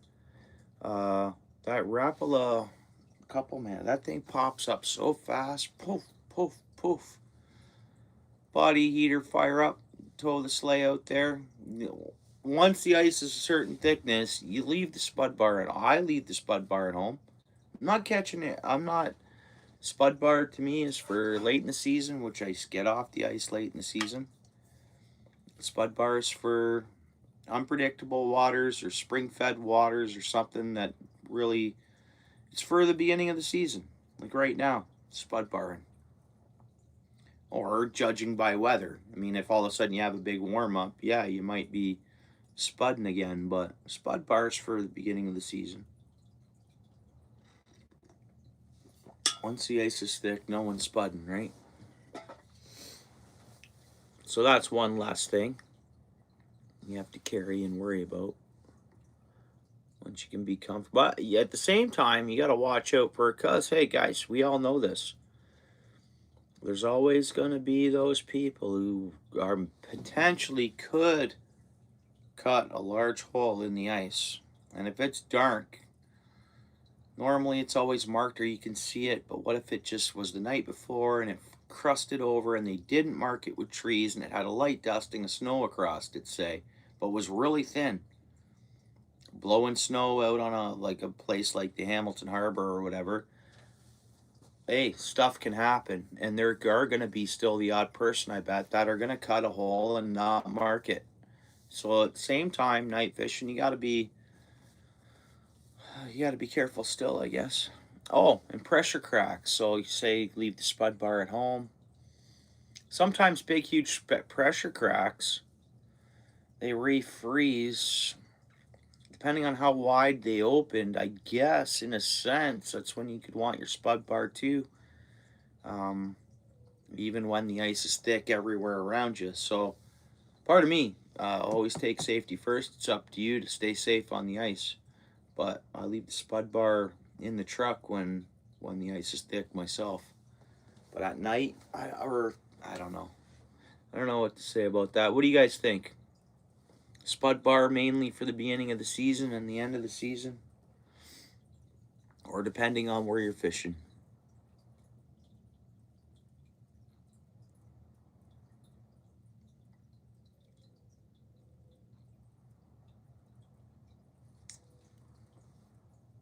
Thanks, David. How you doing, David? You got sick. Did that trail on for weeks? Steel City was saying he just had a flu with antibiotics and stuff.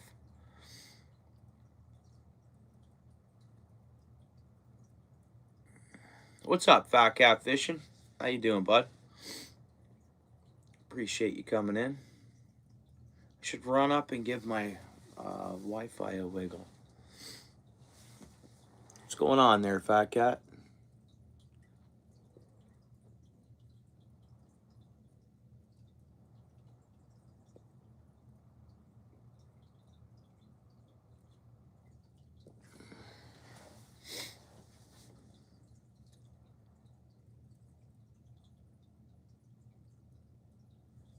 Oh, I imagine I just gotta run upstairs and reset my router.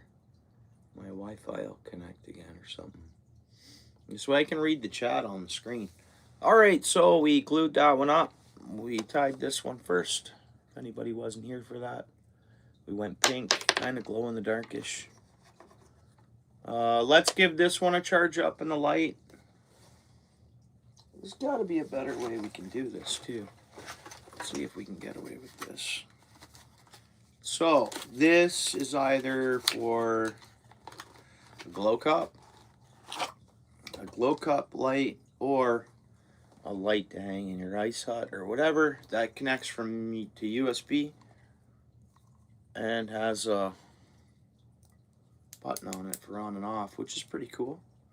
You know, some people like to tweak their ice huts and stuff, and it gets dark out there, and sometimes you might want light in there. So I like it dark during the day, especially because you got the sun lighting up all the ice around you, and then I like it nice and dark in the hut, and it just lights up that water body.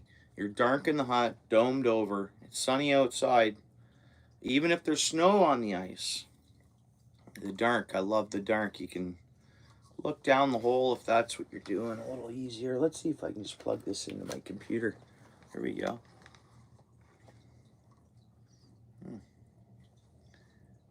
But I guess if it was way up and out of the way, just giving light, it wouldn't have that glare. I don't know if this will charge it up or what.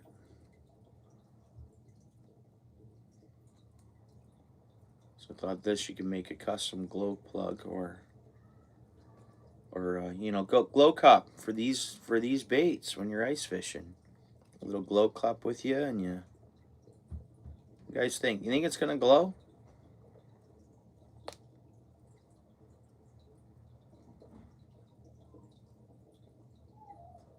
All right, let me kill the light. Actually, hang on. I think it's glowing tons already. Again, the pink, I always find like the pink UV paints or whatever they use just don't seem to glow as much, regardless. They glow pretty good, the pink ones, still. We can charge it up now, and we got to throw it back on so I can... That's a clean jig, though. That's clean tie. The collar's not too bad. Wish I could zoom in and show you what it looks like when the... After that head cement's on. And again, this is that shore fishing head cement. It's a company my tackle shop deals with. It's how I got into tying these. This is a shore fishing, out of a shore fishing kit. My little vise, and I love it. I mean, I do want to either customize it or get a vise where I can have my line sitting out here out of the way. But alright, man, I've really enjoyed this vise. But what I'm saying is this just seems to be different than any other head cement that I've seen. I've even used in the past, I misplaced my bottle. I wasn't heading to the tackle shop to buy more. This is the second bottle I bought. Somehow I misplaced a bottle of this.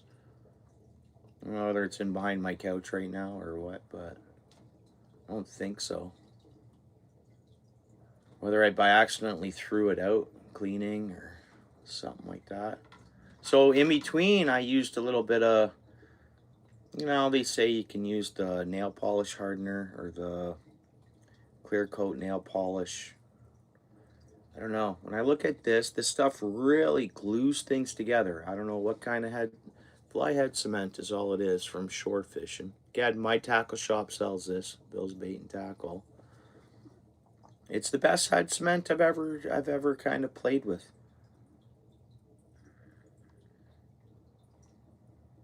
I don't know, just like bonds it makes it one. It's like maybe all have a lot of different brands I haven't tried, so maybe there's a lot of awesome head cement out there actually, but the stuff is not like a glue, and it's not like that nail polish stuff. It's, I love the way it it almost makes it look like it's shrink wrapped, like heat shrink wrapped after you put this stuff on there.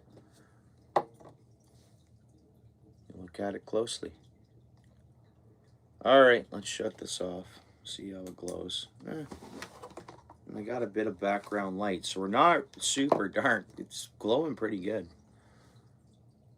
That's all we got.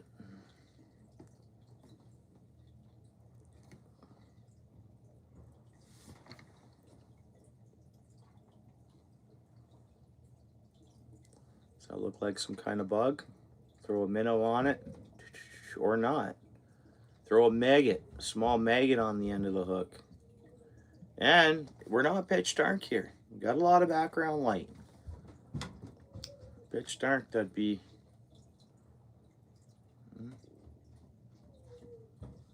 pretty good. You'd bite that, King? Oh man, awesome. Oh, King, have you sent? Oh.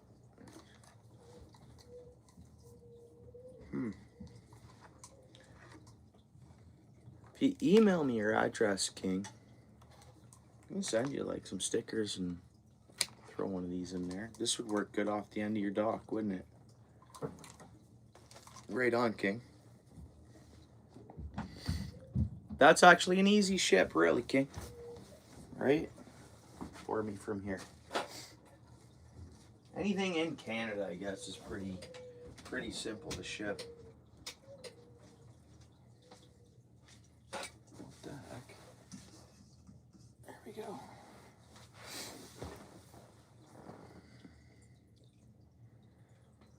Oh, I got my Wi-Fi back. I don't know what happened there then.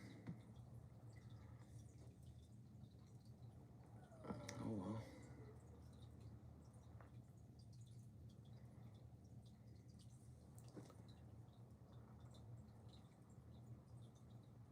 Yeah, it's a Quebec company. Originated in Quebec. You're exactly right.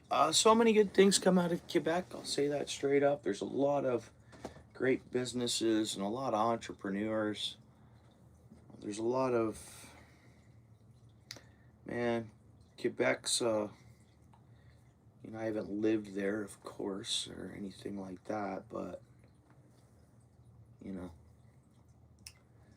a lot of business happens in Quebec.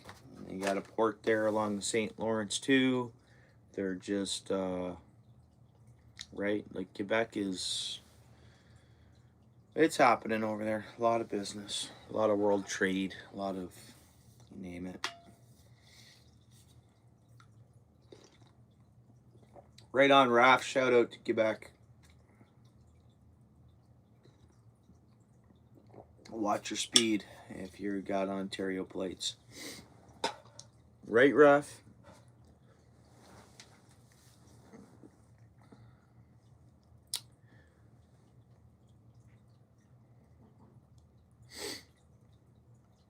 Yeah, watch your speed. If you have Ontario plates, especially, heading into Quebec. Did you know that, Ruff? Nice jig, guys. I like it. It's pretty balanced.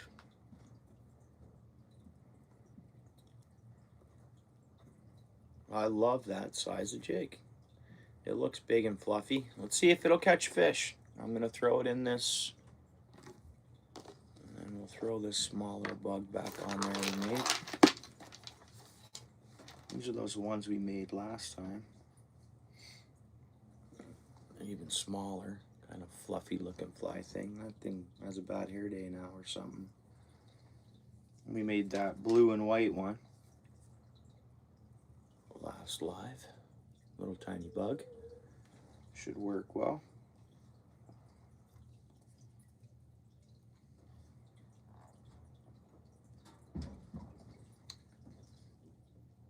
So when I go ice fishing Canada 705.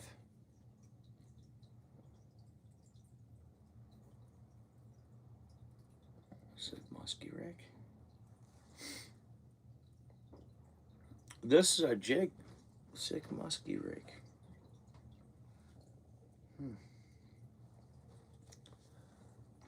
What's up there, Fish in Canada? 705. How's it going? 705, 705 area code. Right on.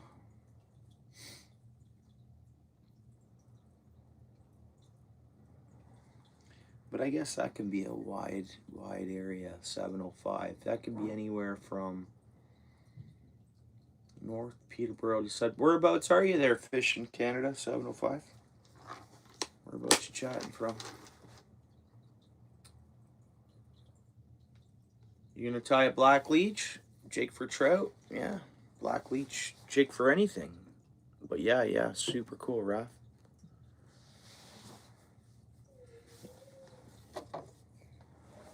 Nice for ice fishing. Nice little bug jig here, this pink thing, eh, guys? We didn't have to add cement when we tied it there, so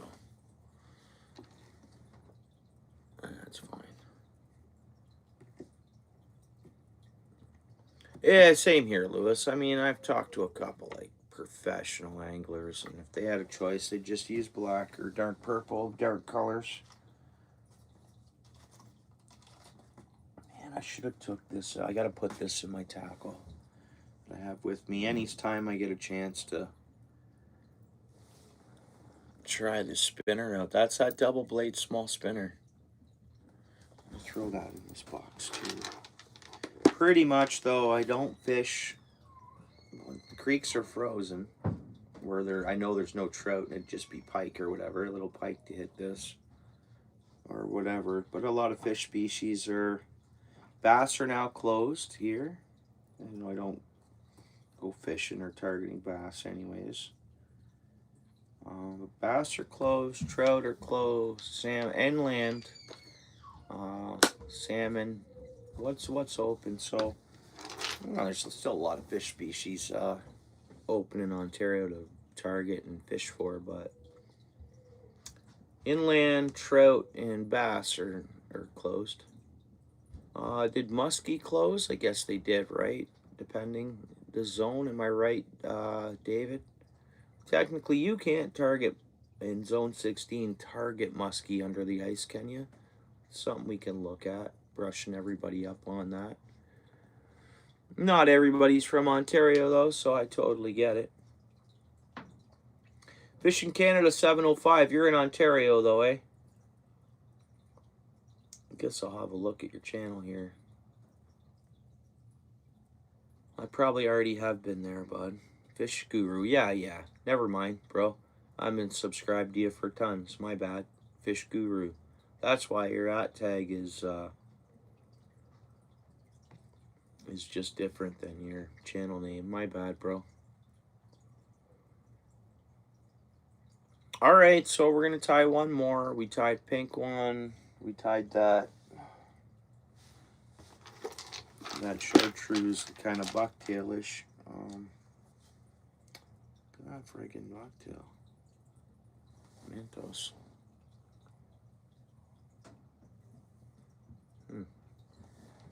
Is it dressed a bit much? Maybe, but maybe not. Maybe depending on the time of year, and I think you throw that in the water for trout, and it's gonna look different when it hits the water. We'll see.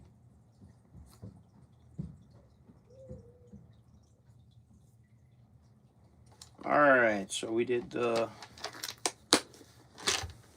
Should we play with an orange one? So other than that, we tied the pink one, a pink one. We tied the chartreuse one. Then there's their natural white glow in the dark in there too. Believe it or not, there's chartreuse and then a more of a lighter color white. I think I'll tie an orange one. Orange is a potent color.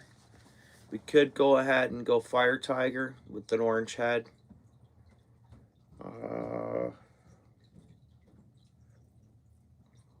Fire Tiger with an orange head. Yeah, whatever. We'll see here, eh? That stuff dry up enough? I guess it did. I'm going to put a little more on this one, actually.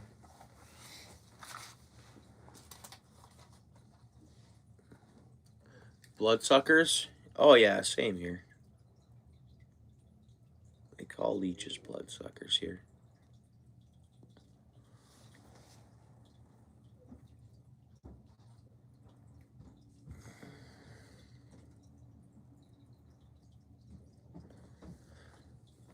But leech, anybody know much of the background on leeches?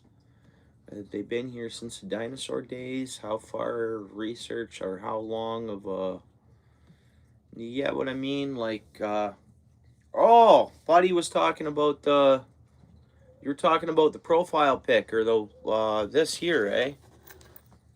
It's for bass, walleye, pike, whatever, a muskie will hit it. But yeah, I've tied this last stream too.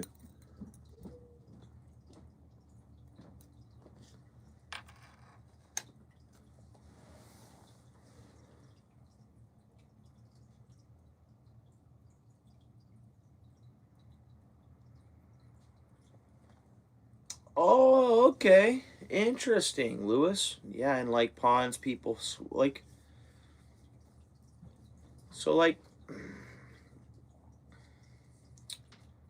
leeches here are usually found in muddy waters. There's leeches. I think I caught a walleye out of that Grand River that had a leech, or leeches I don't come across too often. But yeah, any muddy, that pond has, didn't I pull leeches out of that pond or something too? That one pond I fish. I think I got, somehow pulled something out of the water that had a leech on it. But I've never had a leech attached to me. I know swimming over the years and waiting in water and stuff like that or whatever. I've never had a leech stuck to me. Have you guys? All right. Have you guys ever had a leech stuck to you?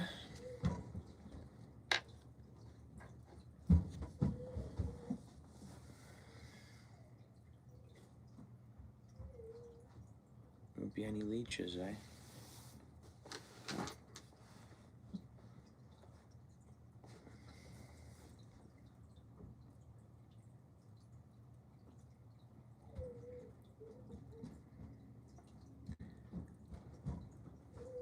For us here, Lewis, I think it would be legal to literally put a salt block. I don't think anybody does. I've never heard of that before, but I get what you're saying.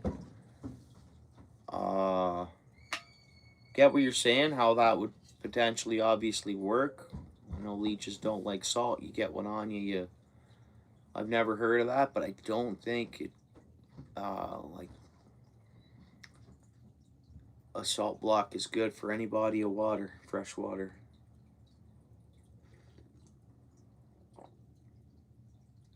But yeah, I don't think here you be allowed to do that. I've never heard anyone doing that. They want low. They don't want salt water. They don't want salt in the water, in the fresh water around here.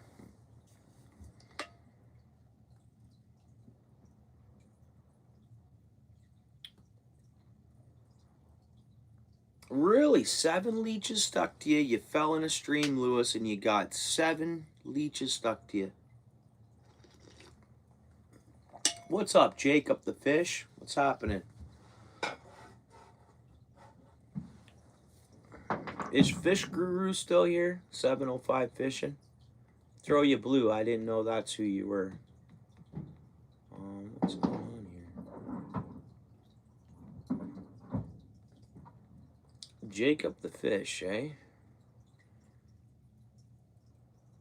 Let's check your channel out if you're uploading content. Oh yeah, right on, Jacob.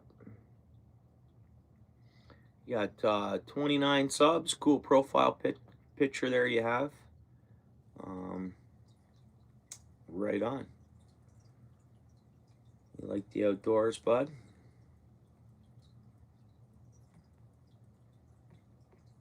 Welcome in, buddy. Yeah, welcome in, bud. Welcome to the channel. If you're new here, I don't know, I think I might have seen a Jacob fish at some point. Welcome to the channel if you just came across it though, Jacob. And we're pretty much just shooting the crap here. This is now cool. I just figured out where the stationary in my chat, where just my chat is on the top corner of my computer screen. And I can search anything else I want while the chat's in here. Let's see if I can make it a little even smaller. Yep, that's so cool. Give me more of my computer screen.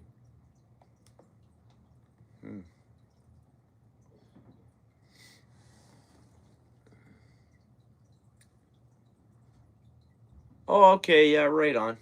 Yeah, I remember that name. I think you might have been here under Jacob too before, bud. But all right, guys, what are we searching? I'm gonna search in. I'm just curious to see what our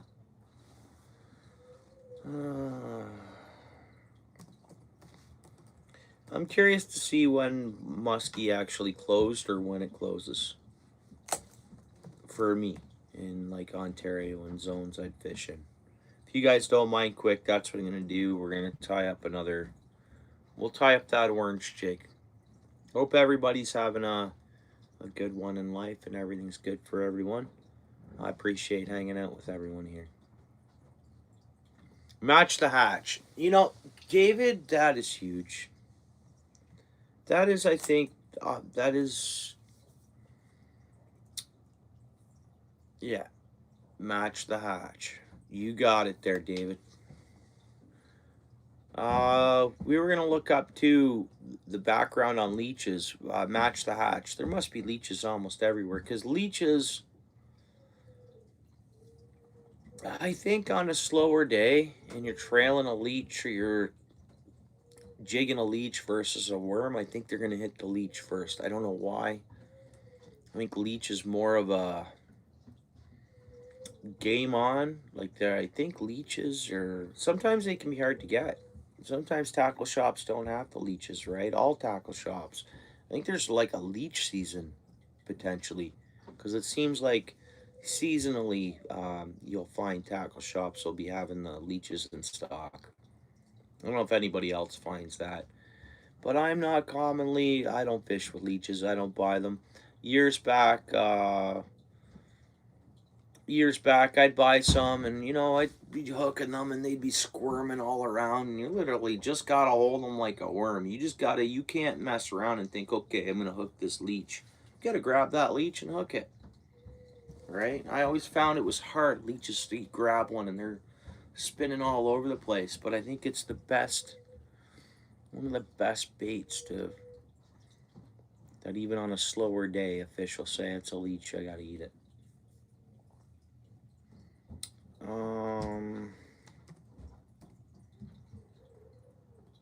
I wonder if the 2026, I'm going to look at the 2026 regulations are obviously available for us. I don't know if there's any changes this year. No, not everybody's from Ontario. I just got to see this quick to... I'm curious about that muskie thing I said.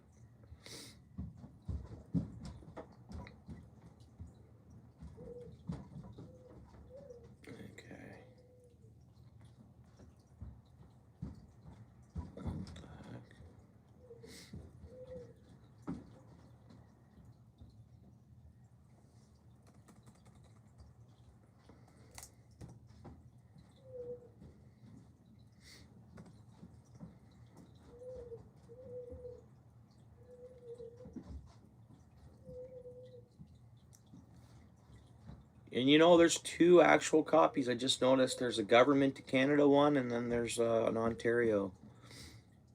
Which I wonder if that Government of Ontario will let you search every province and zones. Alright, let's see here. I don't know whether they've updated or upgraded this. Download. I gotta download it? Why should I have to download it? Oh. Print all, download, message from the minister. What is going on here? Fishing zones, changes, updates. Man. Which I should have seen if the book form's available, and I should have got a book form one.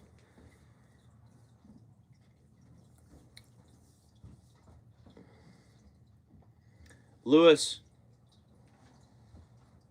he means whatever's, like, if, here's the deal, Jacob. There's nothing, this channel is not made for kids at all. So if you're here, obviously you're on an account that your parents obviously either allow you to, or whatever the case is. There's going to be nothing in here that's going to be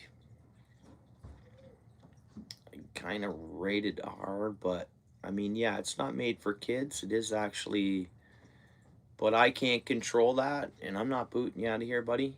I mean, there's not, I mean, it's, yeah, the stream's not made for kids, but no, there's, as long as you're cool, chilling, there's nothing, whatever, right? I mean, it's, there's no, a lot of young lads come in here. Raph Outdoors. Check him out, Jacob the Fish. Raph Outdoors. I don't know if he's still here or not. He's a young lad, but he's, I shouldn't say young lad. You guys are just whatever. Check his channel out, Jacob, too, if you don't mind. If you scroll up in the chat, you'll find Raph there. His at tag's there, at Raph Outdoors. You'll find him. But yeah, he comes in, says what's up, chills and whatever. He's into fishing, and he has a cool YouTube channel as well. I have a feeling that, like, his parents help him out with it a bit as well and stuff, and are involved in it, from what I understand. But yeah, no, there's no, stream's not made for kids. If someone was in here being silly, I'd obviously remove them. But yeah, there's, I can't control. I mean, you know what I'm saying, bro? That makes any sense, bro?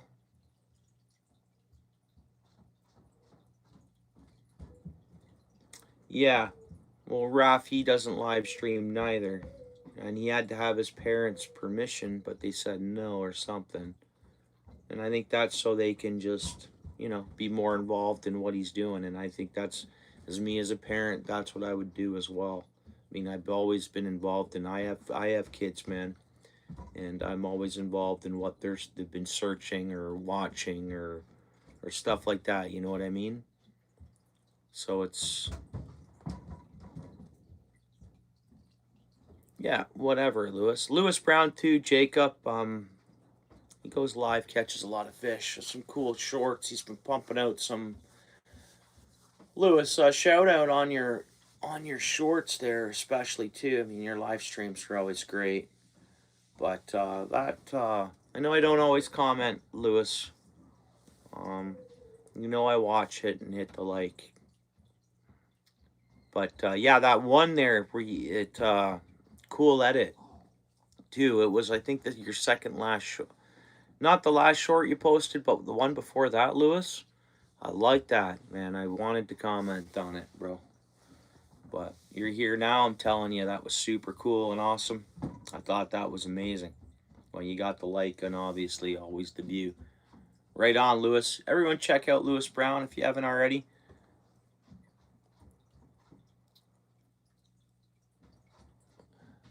You remember back in the day, whether it was last year or a year ago, Raph, or something, you were telling me that you were hoping your parents were going to let you live stream. I think, does anyone else remember that? Because a lot of the same people are here now in the chat that are always here, right?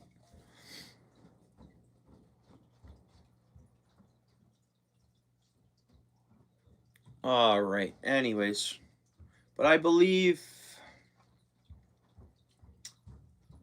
I don't know how all that works. Again, my son's not into streaming, so I don't, he's your age, like, you know, he's, well, I don't know how old you guys are.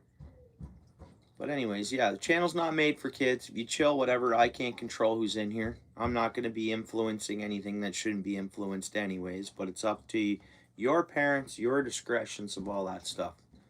Any silly stuff, and obviously you get removed. Raph, as you see, I finally modded you up there, right?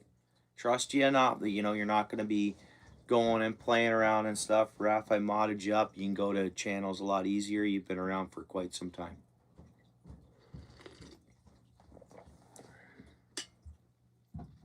Oh, really? Okay. Hmm. I don't know, man.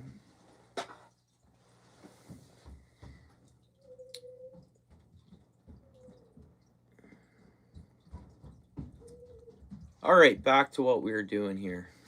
Muskie. I'm gonna type in muskie in the search. It seems like they've done some.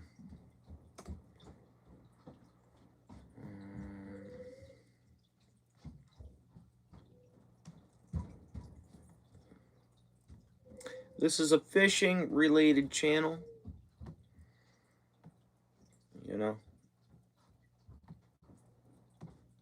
that's all we're gonna be doing on here is fishing and fishing chat and baits and stuff like that and promoting things and stuff like that. Like heads up.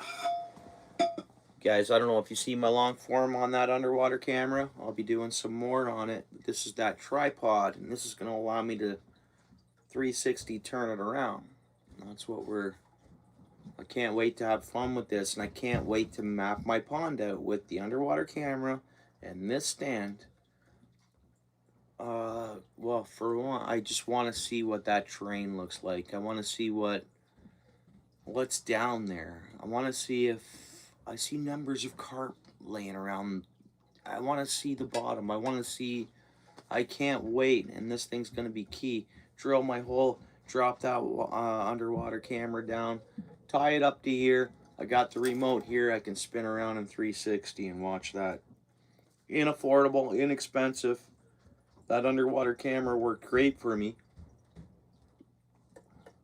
Now this is the game changer. I mean, even if you don't buy this and you buy the underwater camera, and I'm going to upload a long form on this coming up probably the end of the weekend.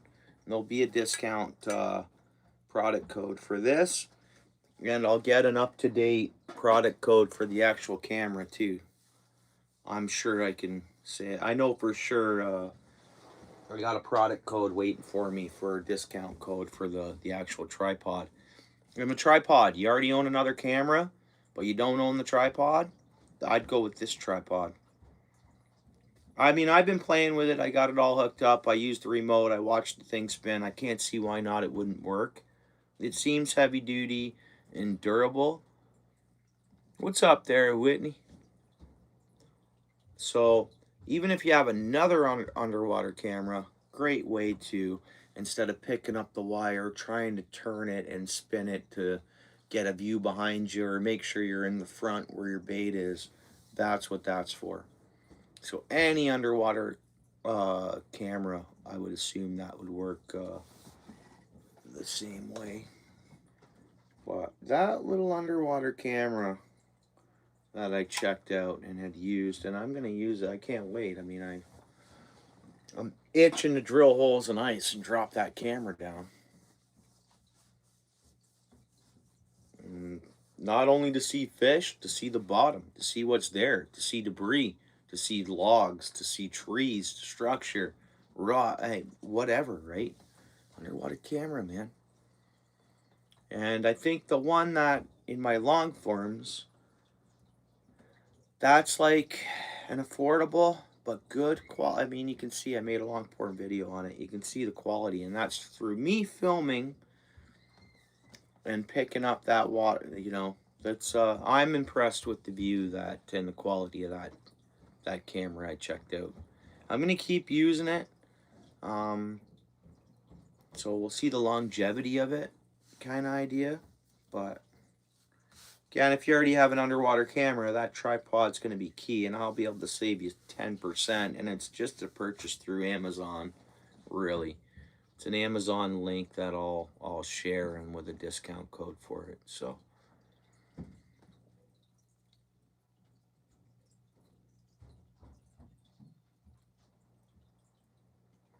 Well, you haven't gone on this year, obviously, right, Jacob? Do I have any tips? Well, I have a tip for you, and for whoever's taking you ice fishing or whatever. My tip is for Lake Simcoe or Cooks Bay, Navionics.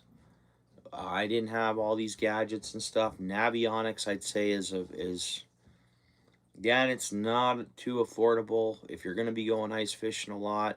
Or you should be able to print off a map, and if you can read a bit of a map or have a map of that Navionics map, get it offline, print it off if you can't afford the Navionics or whatever.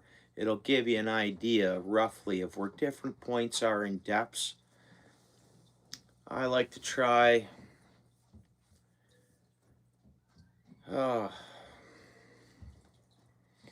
well, if I go to, I don't like to walk past fish. So it doesn't hurt to try like your 14-foot spots, kind of get an idea what's going on there. Throw something down there that rattles. You're going for perch or pike if you're talking about Cook's Bay, right? I don't know, perch or pike, something that rattles, drop it down there if you don't have no underwater camera or anything. Jacob, would your parents take you? I know you're a young lad. Your parents take you ice fishing? Yeah, your parents. So your parents probably, obviously you don't go alone. I know you said you were a young lad there. I know you don't go alone. Oh, okay. I mean, what's your uncle do? He probably knows a little bit, but if they're taking you out and he's not knowledgeable, I'd say mention avionics to him. Is he really big time into fishing, or just getting into fishing, or has it been like a new passion of his? Oh, navionics, I think. And if they're not one place, they're probably another. I try different areas. It's like, okay, 14-foot flat. I'm not going to walk past fish. Other than that, I kind of have my, I'll check out a big, huge, say a 25-foot flat. That's 25 foot deep, but on navionics, it looks like a flat. You drill a hole in that. You got to use something that'll call those perch in. And if they're in that vicinity within a half hour or 20 so minutes or something, those perch are always schooling around. And they're looking for bait fish schools and etc. stuff for them to eat in most cases, right? That's just common. So that's what I do. I just move around. I mean, I'm not going to stay in one spot forever if there's absolutely nothing. I have ways to see if there's any fish life down there now anyways, up to 50 feet of water with actual camera. But Garmin, a small Garmin striker you can mention to your uncle, put it on your Christmas list, or you put it on your savings wish list or whatever. You get your hands on that. That's a good, once your uncle drills a hole, he drops that down, you're going to be able to tell the depth you're at. You could mark fish, see if there's fish down there, that way. All right, anybody else look at that? What deleted comment? What was that all about? Anybody look at that? I don't know. I'm still learning every day too, Jacob, in ice fishing and stuff and fishing. I mean, a lot of times as soon as I think I have something figured out, it's wrong anyways, day to day or whatever. So it's hard to say. I don't know. A lot available on, I bet you if you type into YouTube, Jacob, how to find jumbo perch on Lake Simcoe, there's probably a lot of videos for you to check out. Yeah, I mean, I don't know, there's lots. I mean, it's, well, like, biggest tip is no ice is safe ice, and don't ever attempt to go, always, go with your aunt and uncle and stuff, and, yeah. Be safe out there, buddy, and I'm sure you are. I'm sure your aunt and uncle know what they're doing.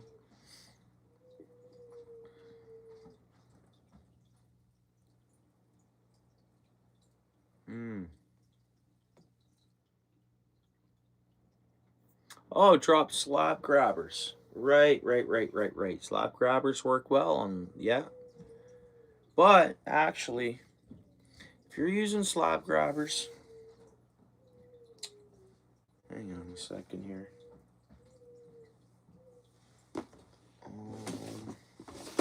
Probably gonna have to end the stream. My young daughter went to sleep, but my special needs boy up there, he's up there stemming away. So I might have to. Now, you guys use slab grabbers. You probably tip it with a minnow or not, or something. But there's a few different baits you get like this. Tip a minnow on there. This makes some sound. Drop her down there. Something like this. You hear that?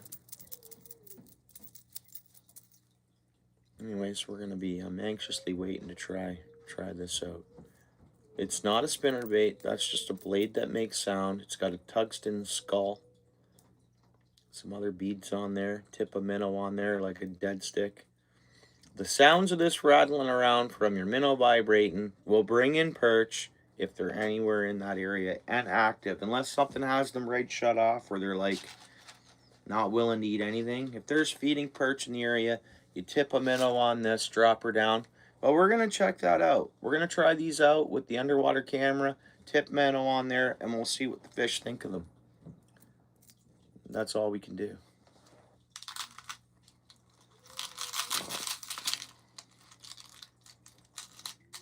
But there's a bunch of different baits out there you can get. All right.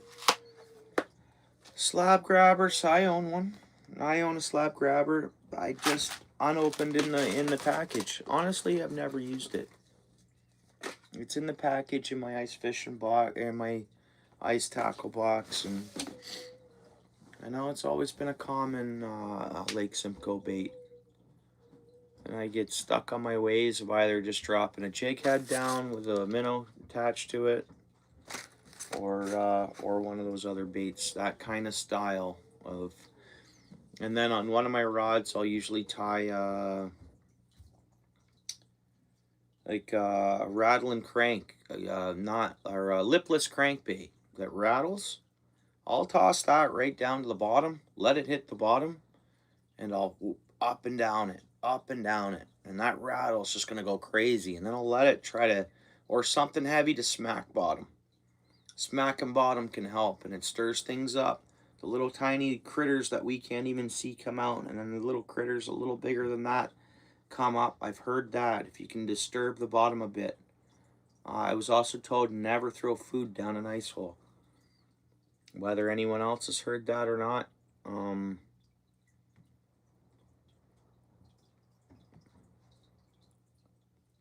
it's whatever, right?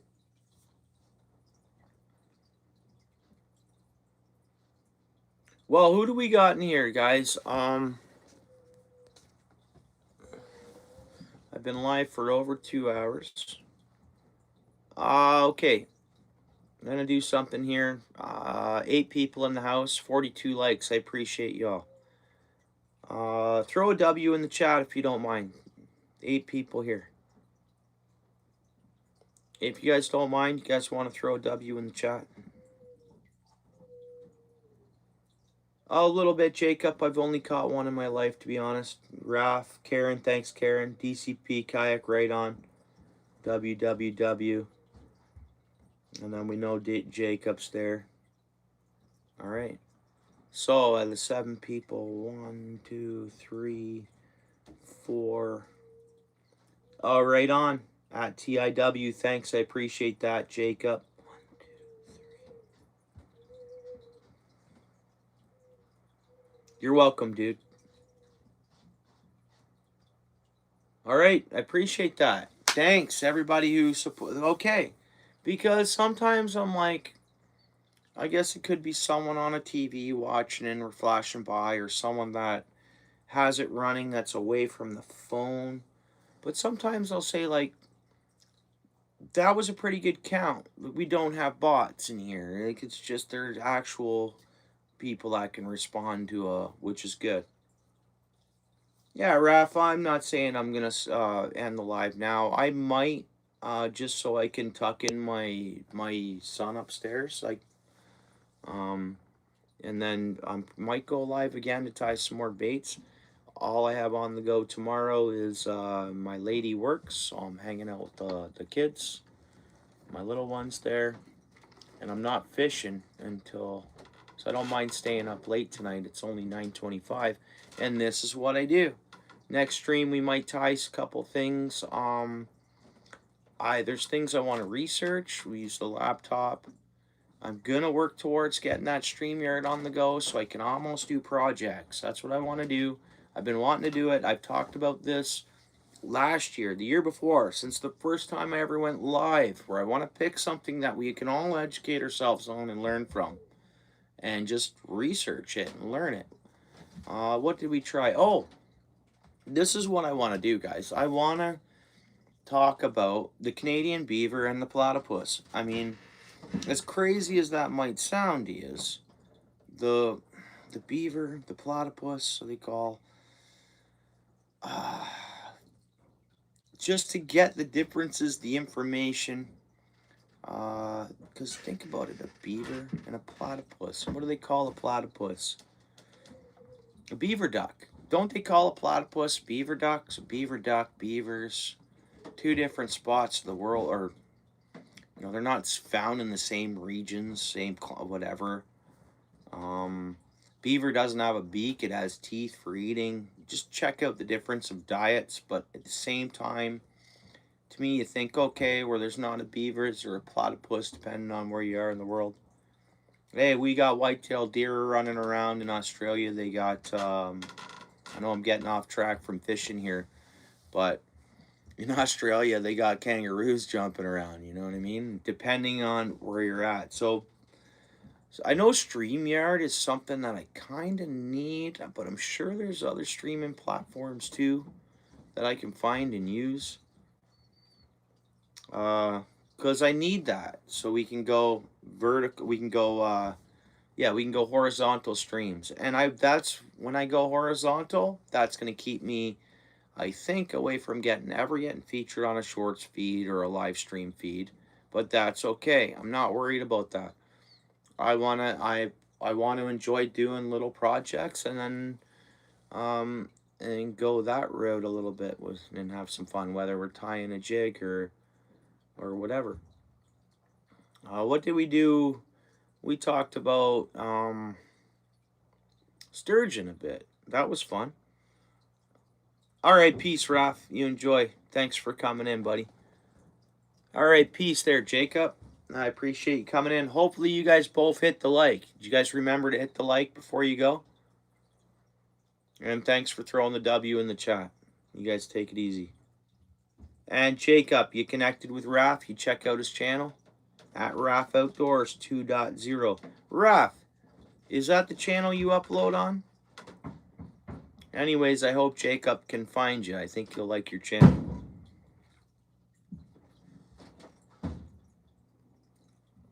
Oh, DCP, he uploads as well. Oh, guys.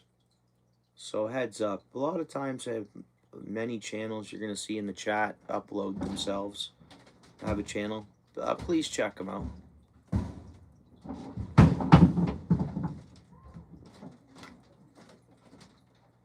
Yeah, that's a really good channel. You got a lot of content pumping out there. DCP. Yeah, right on. See, I'm subscribed to you here with notifications set. I just missed so many notifications, eh? I see your last long form was a month ago. Right on. Pumping a lot of content there.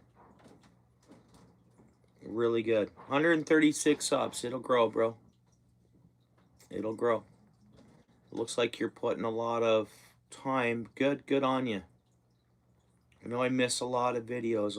I'll do my best to get caught up on your channel and do some that, or we can take time on some streams. What's up there, Rudy? How you doing? Thanks for coming in. Yeah, I see you, Ruff. And I've said this, and I've recommended it for other channels to do this, and an idea for other channels. Pick a topic, do some research on it, put things together, run a stream, invite people in to chat about whatever the topic is, right? Yeah, long time no see, Rudy. I know I don't go live a lot, bro, right now, currently.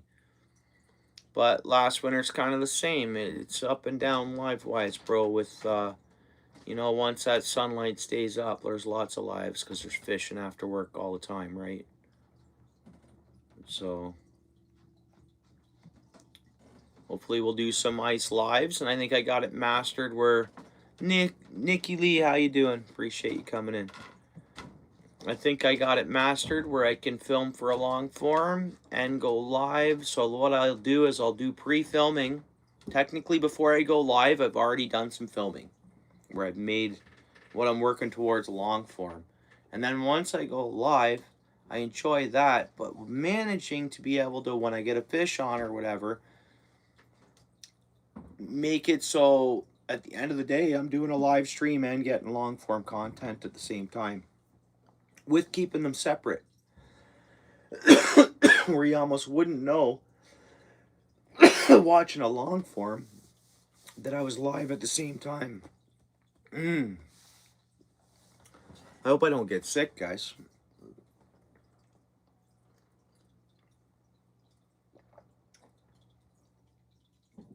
I'm not sure if I did, Raf.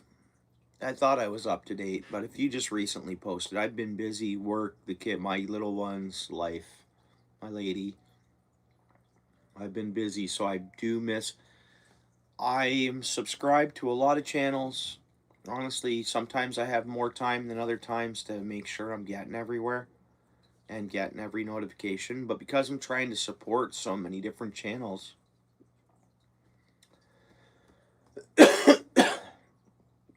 I'm not going to get to every one because I don't have enough time in the day, right? And let's be honest, that's just me being honest with the world. If everybody can be honest with themselves, you know, and that's who I am, and that's the way she goes. I've had people, anyways, yeah, never mind. What's up there? Yeah, thanks for coming in. Yeah, morning there. Yeah, right on. Philippines, appreciate you coming in.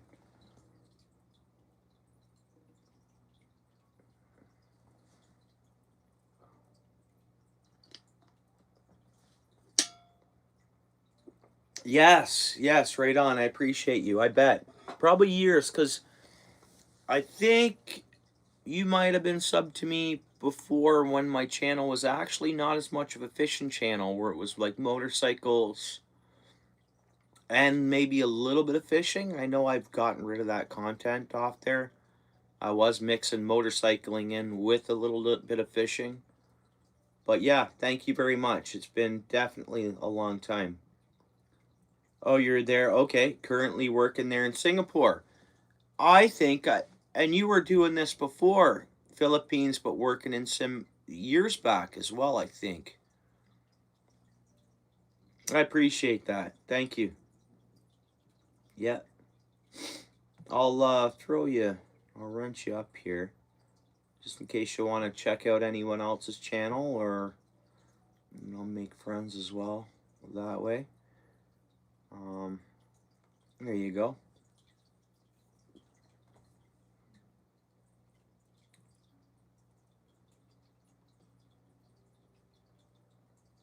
Thanks, Kelly. How you doing? Appreciate you coming in.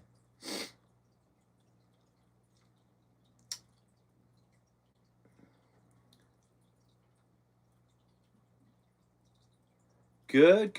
Appreciate you coming in, Kelly. How's it going there? Now, Kelly, I know I don't know exactly where you're at, but a lot of flooding out west. It's like you get past the Rockies this year, and it's like it's not winter. Well, it's like winter, but it's getting a lot of floods in BC. Oh yeah, I know, Vancouver Island. That's right, Vancouver Island. So, where are the floods? Vancouver Island? That's beautiful too. I've people from Ontario that moved to Vancouver Island, like that I grew up like young. I've drifted away and lost contact with them or whatever. But for a while there, um, or they people that have gone there and then have come back. Like, I mean, some of the views I've seen from seeing pictures or people that lived there and then moved back here. Um, the whales, the water, the ocean. Like, I mean, um, actually, yeah, you have grizzly bears on Vancouver Island too, don't you? You do. Pretty sure. And I think there's mountain lions on Vancouver Island. Yeah, okay. You got 3 feet, eh, Ref? Highways got closed. Is that Vancouver Island? And I know I asked you, Kelly, if you had felt any of the tsunami or the the tsunami or what am I trying to say? The earthquakes. I mean, they're far north of you, but it was you got a Tucson or whatever. I can't say the name. Tsunami warning. The T is silent. My bad. It's because I know how to spell it. I know how to spell it, and then when you know how to spell tsunami, it's like, and then your brain is trying to sound out the way it's spelled. It's like that's what was going on there. It was like, you know what I mean? 1 second, guys, if you guys don't mind.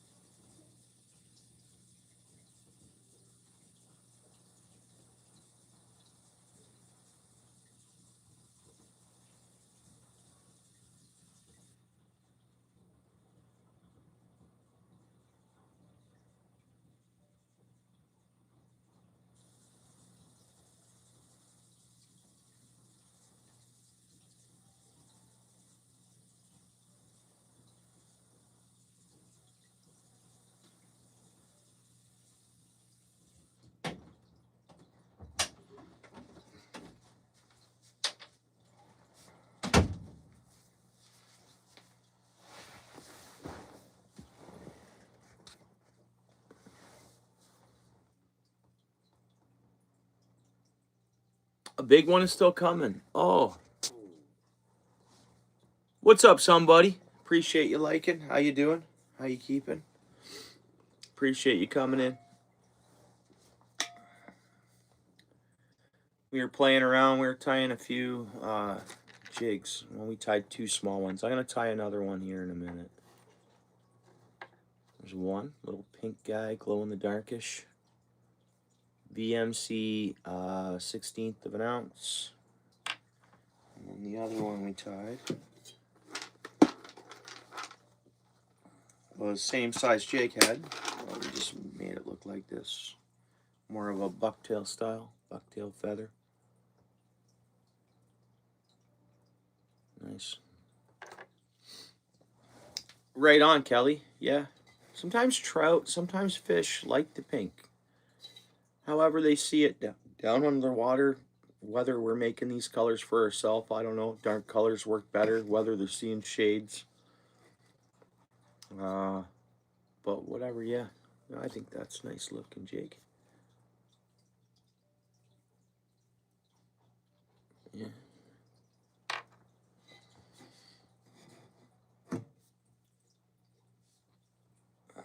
I know I've been seeing some of your seeing you've gone live somebody a bunch there, a little bit there. Sorry I haven't been able to stop by. I get no signal at work. And even on my breaks out in my car or outside, I get no signal up there. Not even signal to check my emails and do stuff. And so, like, the whole time I go to work till I get off work, I can't do any other, like, YouTube business or any other. Well, I might be studying something. I might be educating myself elsewhere, like, or which nowadays with technology, you got a smartphone in your hand, you can log in, you can study, you can do a course on your breaks if you want. You can research things, you can uh sucks. So when I go to work, I have pretty much no use of my phone until I punch out and go home. Pretty much.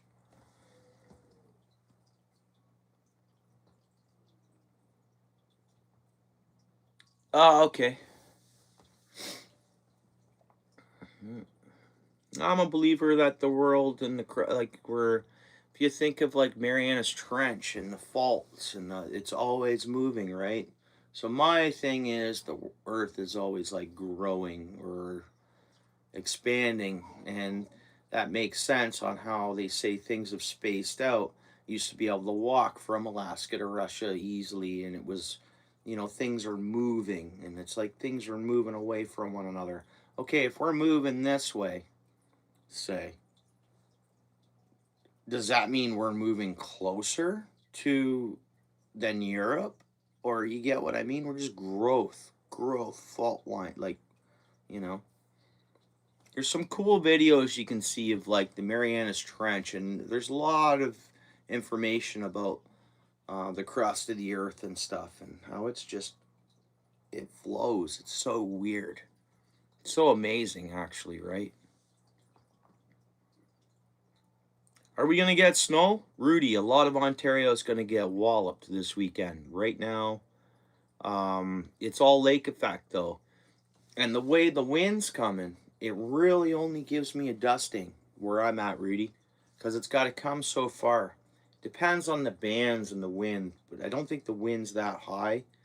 I don't think so. Some areas are supposed to get up to 50 centimeters, so 25 inches. Some areas are supposed to get in the next couple days. Pretty much, right? Well, we're not going to get too much, Rudy. I'll get a little bit. Each morning there'll be like a little dusting, which that's good, Rudy. Where I'm at, I need as little snow on the ice as possible to get all these areas around me to be good ice, like close to me, right? So I don't have to drive, an hour and a half, say, to have decent ice, or I shouldn't say that. Where I can stay in the southern region instead of going north. Thanks, somebody. I appreciate you, bro.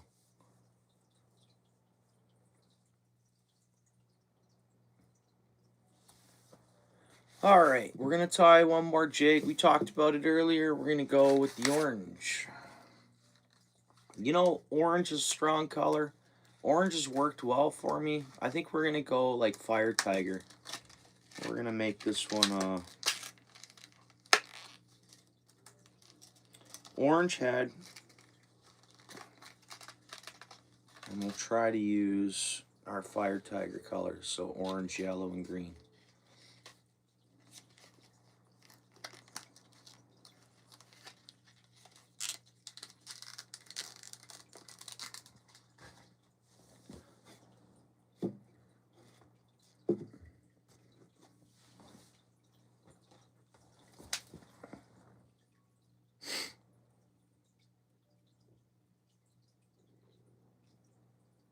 $43 likes. Thanks, guys. We're at 49 likes. My bad. I appreciate the likes.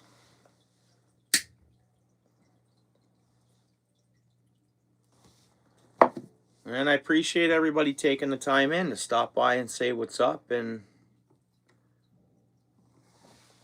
shoot the crap. Anybody have anything they want to talk about? Feel free. Hey, info gathering. Well, I'm big on doing the researching stuff. And knowledge is power. Am I right?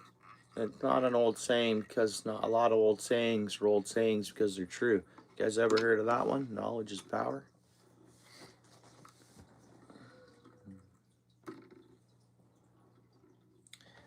Power can be safety. Knowledge can be safety.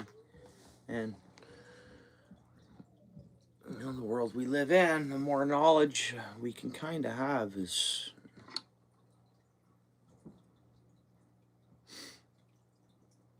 You have a what? Minnesota has a couple inches, or... Wait a minute, Minnesota right now. You got some high winds right now, don't you, Rudy? Oh, you love the orange, Karen? Nice.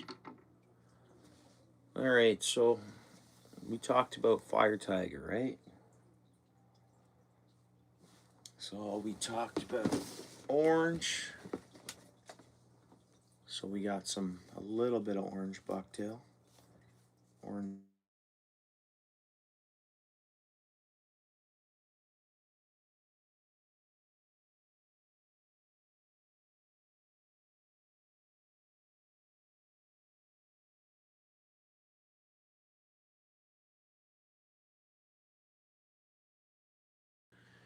Guys, my buddy from work was just calling me, which is cool. I know what it's about. He's having some vehicle issues, and he's gonna bring his car over, and we're gonna scan it and stuff like that with my computer. But I'll have to get back to him. He obviously doesn't know I'm streaming. It's definitely, it's definitely about his car and us checking it out. So pardon me. I don't know if the stream froze there quick.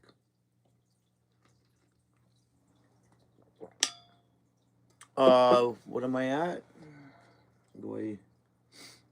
Yeah, I caught some suckers. You know what I use for suckers is worms. I think the best bait for suckers is worms. That's it. Do worm. Is under a cold air. Yeah. What are you going down to? I forget now. I heard someone else from your area was in here earlier. I think Laura's from your area, Rudy. And I think she was giving us a weather update.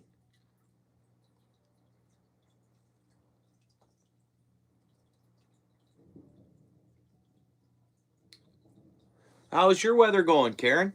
Where are you guys sitting? Like you must be feeling cooler temps than you did last year or years prior. Karen, you guys dropping down in temp a little bit? Like, is the cold swooping down low enough for you to notice it, Karen? You see 50? Nice.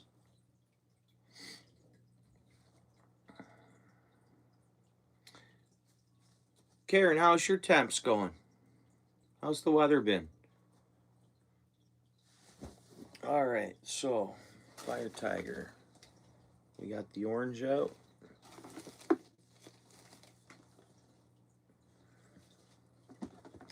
There's some green. And then we need some yellow. We can go, do we want to go Fire Tiger? Just want to use this chartreusey yellow. I have a bright yellow.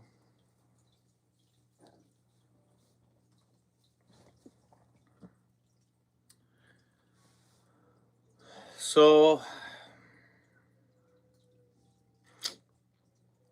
I'm gonna go with an orange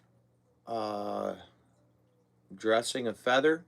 Only one feather. I'm not gonna over feather this one. I'm gonna go one orange feather, a little bit of the glow in the dark Chanel because this thing glows. So this way more of the body, more of the bait glows.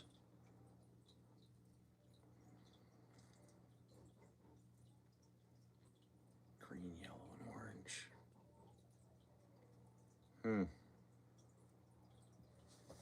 Let's see here. Hey Karen, did you hear what's the weather like in Louisiana? Cooler than normal? Have you been getting some cold weather?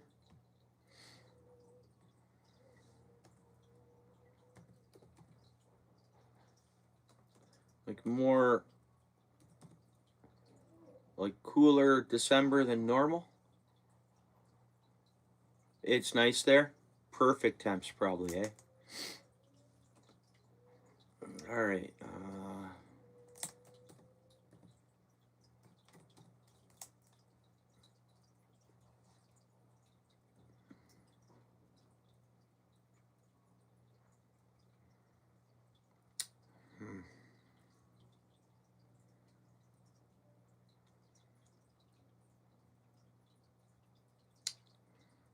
So green, yellow, and orange.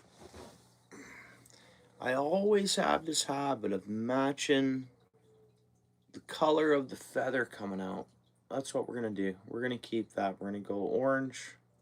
Then we'll go green, yellow, and orange so the orange flares off the head. Orange, yellow, green.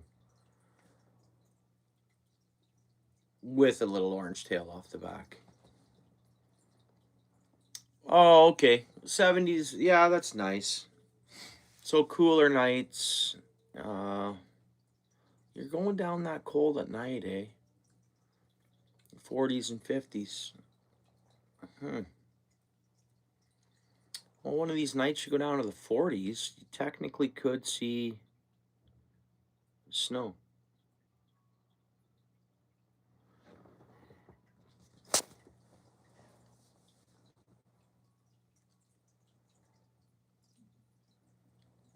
Yeah, we didn't stay in the 70s for long, did we? We didn't. We didn't stay in that 70s. Really, we didn't. Bay Steel City. We went right from, we go from 80s down to 60 or 60s. That was a rapid change we had actually this year.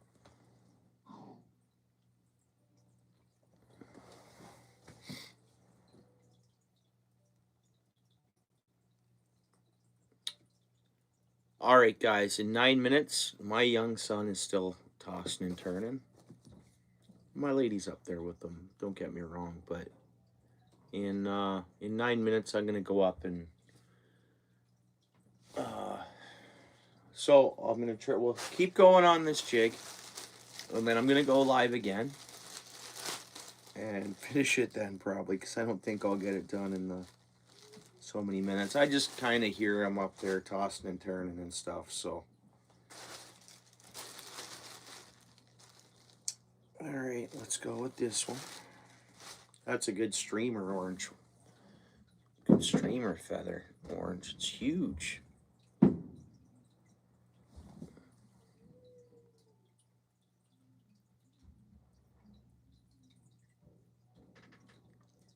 It really did. It did. What an interesting and that's like my worry was Steel City that now we had that cold snap that it was going to go up to +10 again on us or something crazy, back into the 60s or something nutty, but it hasn't done that. And you talk about where they're almost predicting it. They almost had an easier time predicting everything this year, it seems. Um, I think we should find a different orange, and I should save this feather for something else. No, that's fine.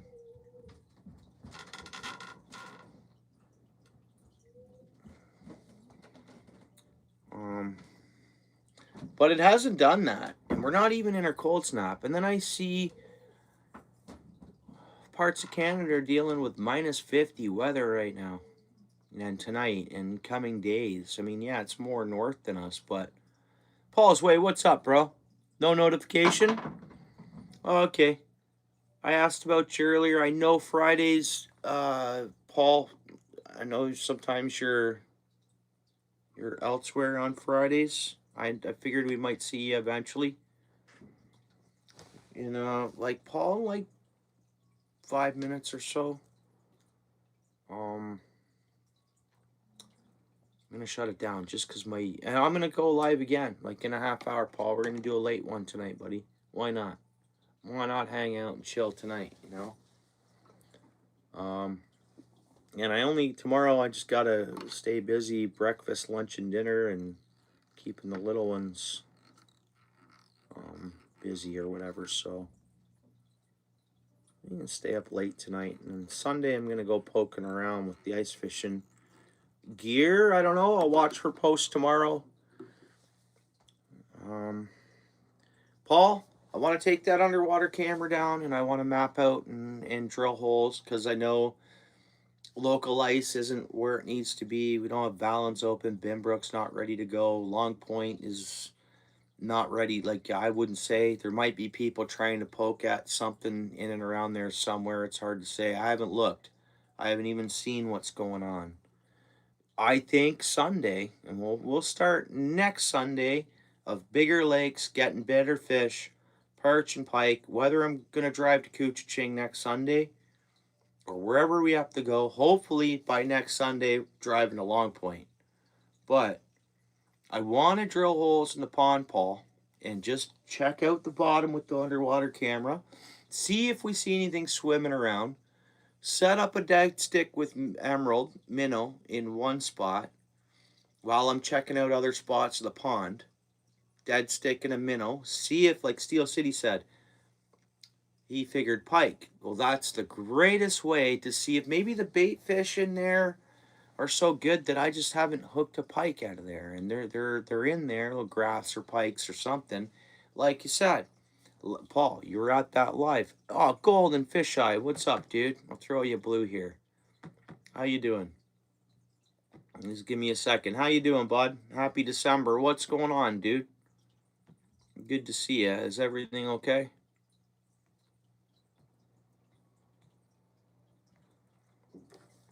Golden fisheye. Have you driven past the canal at all in the last couple of days? By any chance?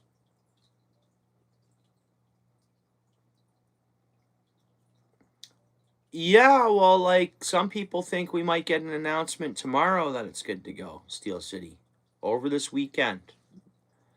Over this weekend, we might get it. People think we might get an announcement that, yeah, there you go, Steel City. Golden fisheye, you there, bro? 1 second here.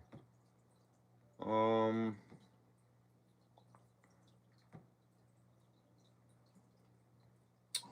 Give me a second. All good. Yeah, have you been past the canal at all? Is it skimmed over? What did I just press? Message pinned. Okay. That's all right. All right. Now my. Okay, hang on here. Deleted message. What the heck happened there? Sorry, bro. It's getting iced day. Yeah.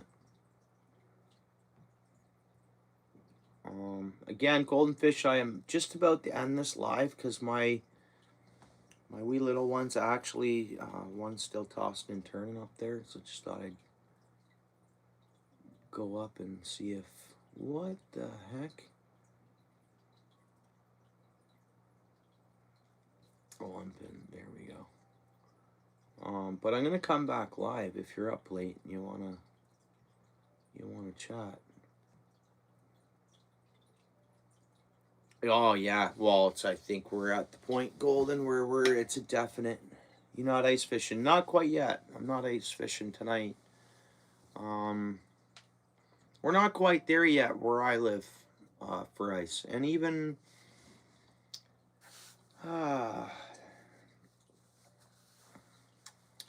there's gonna be a lot of people hopping on their little secret ponds, I believe. Waterford ponds might be getting some ice and getting close to getting ready to go. Hey guys, Steel City.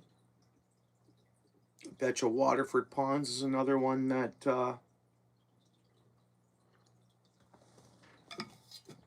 there might be folks from Norfolk Way trying to poke at that, and there might be some folks trying to poke at some cuts that they can get away with trying. Yeah, Waterford. That's crappie perch, pike. You might catch and release a bass through the ice there. You never know. You never know, right? I've never caught a bass through the ice. Has anybody? Is anyone here? Oh yeah, it's all good. Golden. Um, Not a single fish in there. There is, and there's multiple ponds too, but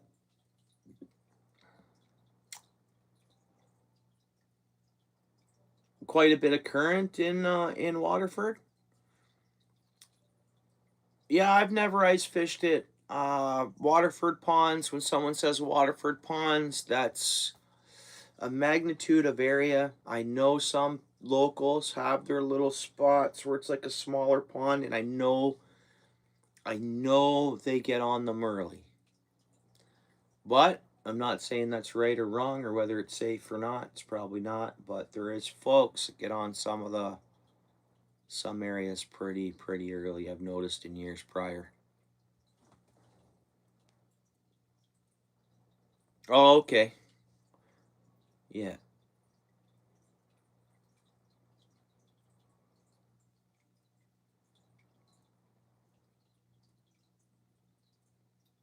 What do you mean, Paul? Well, Paul in Steel City. You guys want to get a? You guys want to see if we can get a bunkie? You guys want to get a bunkie? Straight up. You guys want to do it? We could either do it during the week one, if you guys want. I'll book the days off work. Almost that's better for me, but we're not gonna book for early ice on it. They're booked, right? We'll get in somewhere if we act fast somewhere. Let you know. Well, we gotta do it. We gotta figure it out like this weekend. We gotta decide on it, and book it. That's what we gotta do. And then I book the days off. I don't see why. My work rule is 30 days. I gotta book my holidays within 30 days notice. I don't believe they would stiff me and not approve the days, no matter what they are, as long as they're within the 30 days. Like after, you know what I mean? I'm sure they'd just be like simply approved. I mean, a happy worker's a better worker. Oh, hopefully the economy stays good in January, good enough for my work too. But anyways, yeah. If I could book those days, we'll look at it this weekend. Steel City, I don't know, where do you guys want to go? You guys want Burbuck? We want Burbot at night. We want to catch. We're going to Nipissing, right, guys? That's where we're booking. Nipissing. And we want to be on Burbuck grounds, not just pike and walleye and perch and that. We want to be on. All right, bud. Appreciate you. Yeah, see you on the next one, bud. Cool. Thanks for coming in. I'll do a binge watch on your channel more, DCP. It looks like you're putting some editing in there and stuff. Let me watch more. And yeah, we want to do that because, guys, I'm not going to sleep. I will stay up for days fishing. I might take a nap here or there or get some shut eye, but I'm gonna fish hard, right? We're gonna fish hard, right? I've never fished for them. I've never caught one either, Paul. And I think if we get a bunkie cabin, we're gonna catch, as long as they're on those grounds, or potentially. I think you got to be rocky-ish area, 30 feet up from. It's like, anyways, we'll get it hooked up, and I'm sure we should do it during the week. It's cheaper rate. I think our bookings will be easier to book, and this way it doesn't affect my lady or the kids' work, her work schedule, or yeah. We'll eat well for some days. Yeah. We'll eat well. Way less people midweek. It'll be an easier booking, and I think the fish might even bite better midweek. You never know. So, I think this is what we're looking at. I think we're looking at, what are we looking at? $1,000? $800? I think it's $1,000 for the weekend. Has to be 4 people, $250 a person. That's $1,000, and then plus our food and whatever else. So if it were to just end up the 3 of us, it's technically $340 a piece. Now,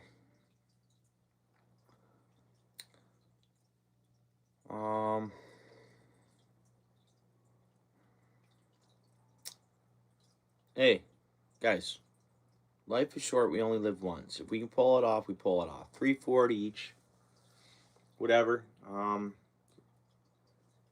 If not,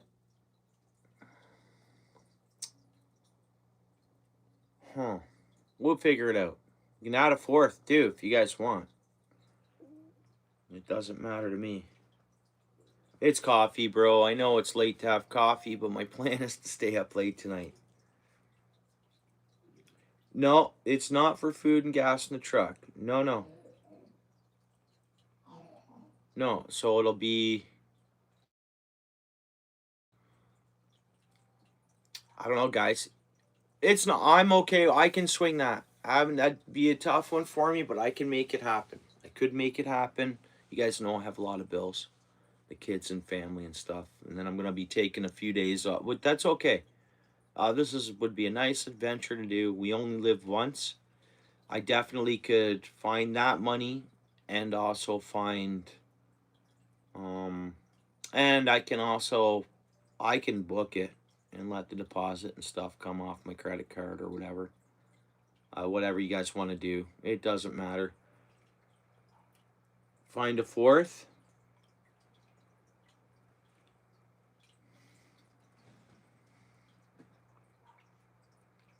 I mean, I'm fine with that too. And then once we're above the fourth, if we go 5, we go up to a bigger bunkie, and then it's 12.50. That's how that works.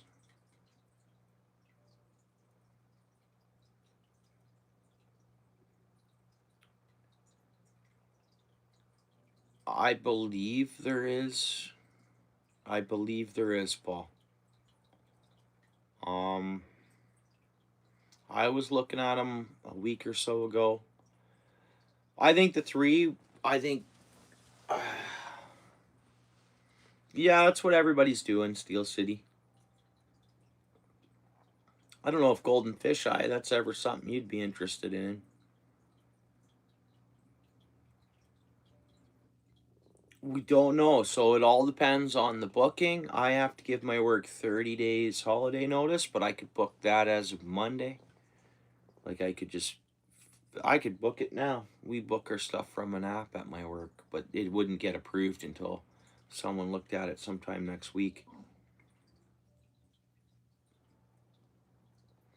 Yeah, so if you're interested, Golden Fish Eye, we just have to talk more about it once we see what's available, which I think we can do that online for some of these. We have to all, if all of us have a little bit of time, we want to search up in the next couple days, tonight, later, tomorrow morning. There's tons of videos available online. We want to have a chance for burbot at night. So we want pike, burbot, perch grounds, I guess. What's up there, Wicked Weasel? Appreciate you coming in, bud. How's your evening? We could book that as early as, really, if we're all down. We'll iron it out over the next 2 days. But we got to look at what bookings are available and who we want to rent with. Paul's Way, if you have any time, you want to do that, you want to, all three of us will check it out. Decide, pick one. There's I don't know. But we got to get on it if we're going to do it. Yeah, okay, right on. Well, it sounds like myself and Steel City. I'm not sure if David would want to come with us, guys, or not. I'm not too sure what his schedule's like and stuff. He was here earlier. I could text him and find out. Ice fishing gear is. I know her. Yeah, I hear that, Paul. I got these totes here, and I got some work clothes and stuff that are clean that are sitting up here. In behind there on a shelf, I got my striker battery and charger. I gotta charge that up. The electric auger, EV auger. I want to use it on Sunday. Even though that pond, if that's where I'm going. No, Because if I'm exploring that pond and I got 5+ inches all the way around it, we're going to drill a lot of holes. I'll take some twigs on the ice, and because if I'm going to drill, not that anybody goes there. It's fenced. If anybody starts going there, that spot, I'm going to lose it. My pond, I'm going to lose that spot. As soon as, because I share it, kind of, anybody gets an idea, as soon as people start going to that spot is shut down. I screwed up, guys, I think, back about the moose. I screwed that up myself, I think.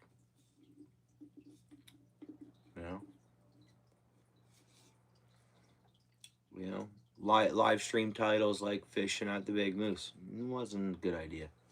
I don't think. Right? So now, like any of these river spots, I picked up a couple more river spots for next year for shore fishing after work and stuff. It's going to be fishing somewhere along the Grand River live for titles, man. You know?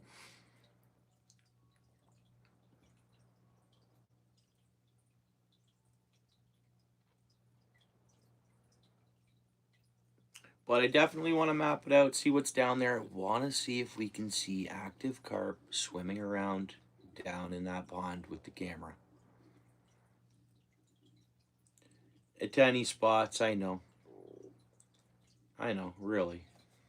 But gotta share the Great Lake ones or have at or like. But yeah, I mean, it's just especially spots that would get room that aren't public spots to go to in the first place, right? Really.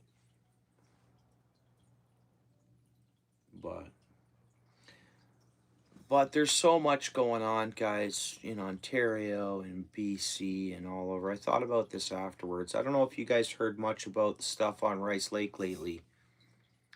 What is the word I'm looking for? Is it called personhood? Oh, wait a minute. Personhood.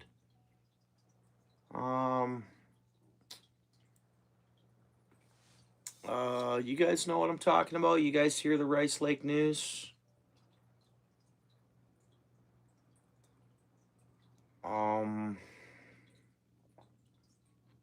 You guys know what I'm talking about? Rice Lake. If you type up pretty much anything on Google, Rice Lake, is it called peoplehood or personhood? Personhood? All right. You know what, guys? I gotta hop off quick and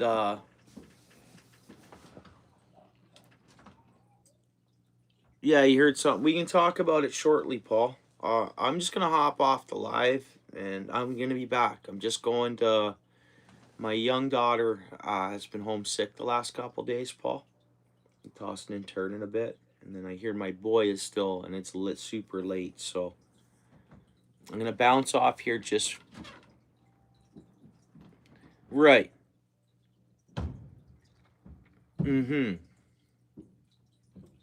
Yeah, Paul, I'll be back, bro. I hope so, Golden. I hope it is a good big fishing season for everyone.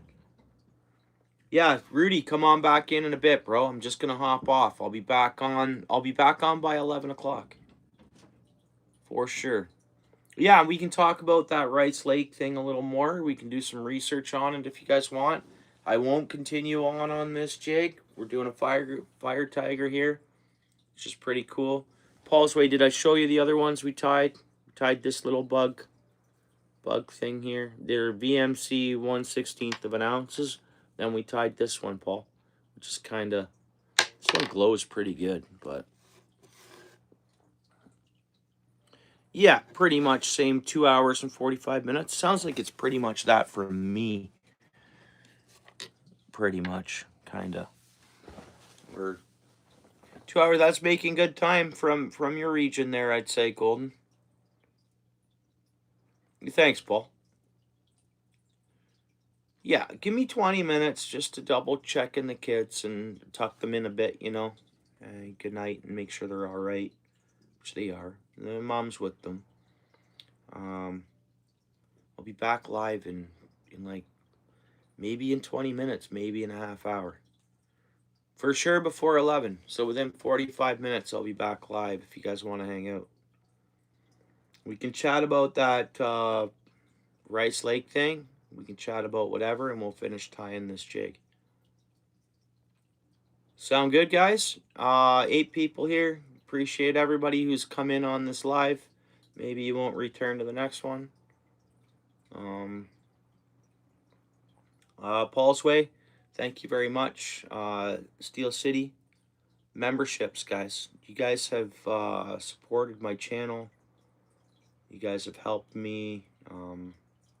Members, long-term members, you guys should drop in, or when we come back, drop in your member milestones if you guys want. Super appreciate it. All right, guys, I'll be back within 45 minutes. Guaranteed, 100%.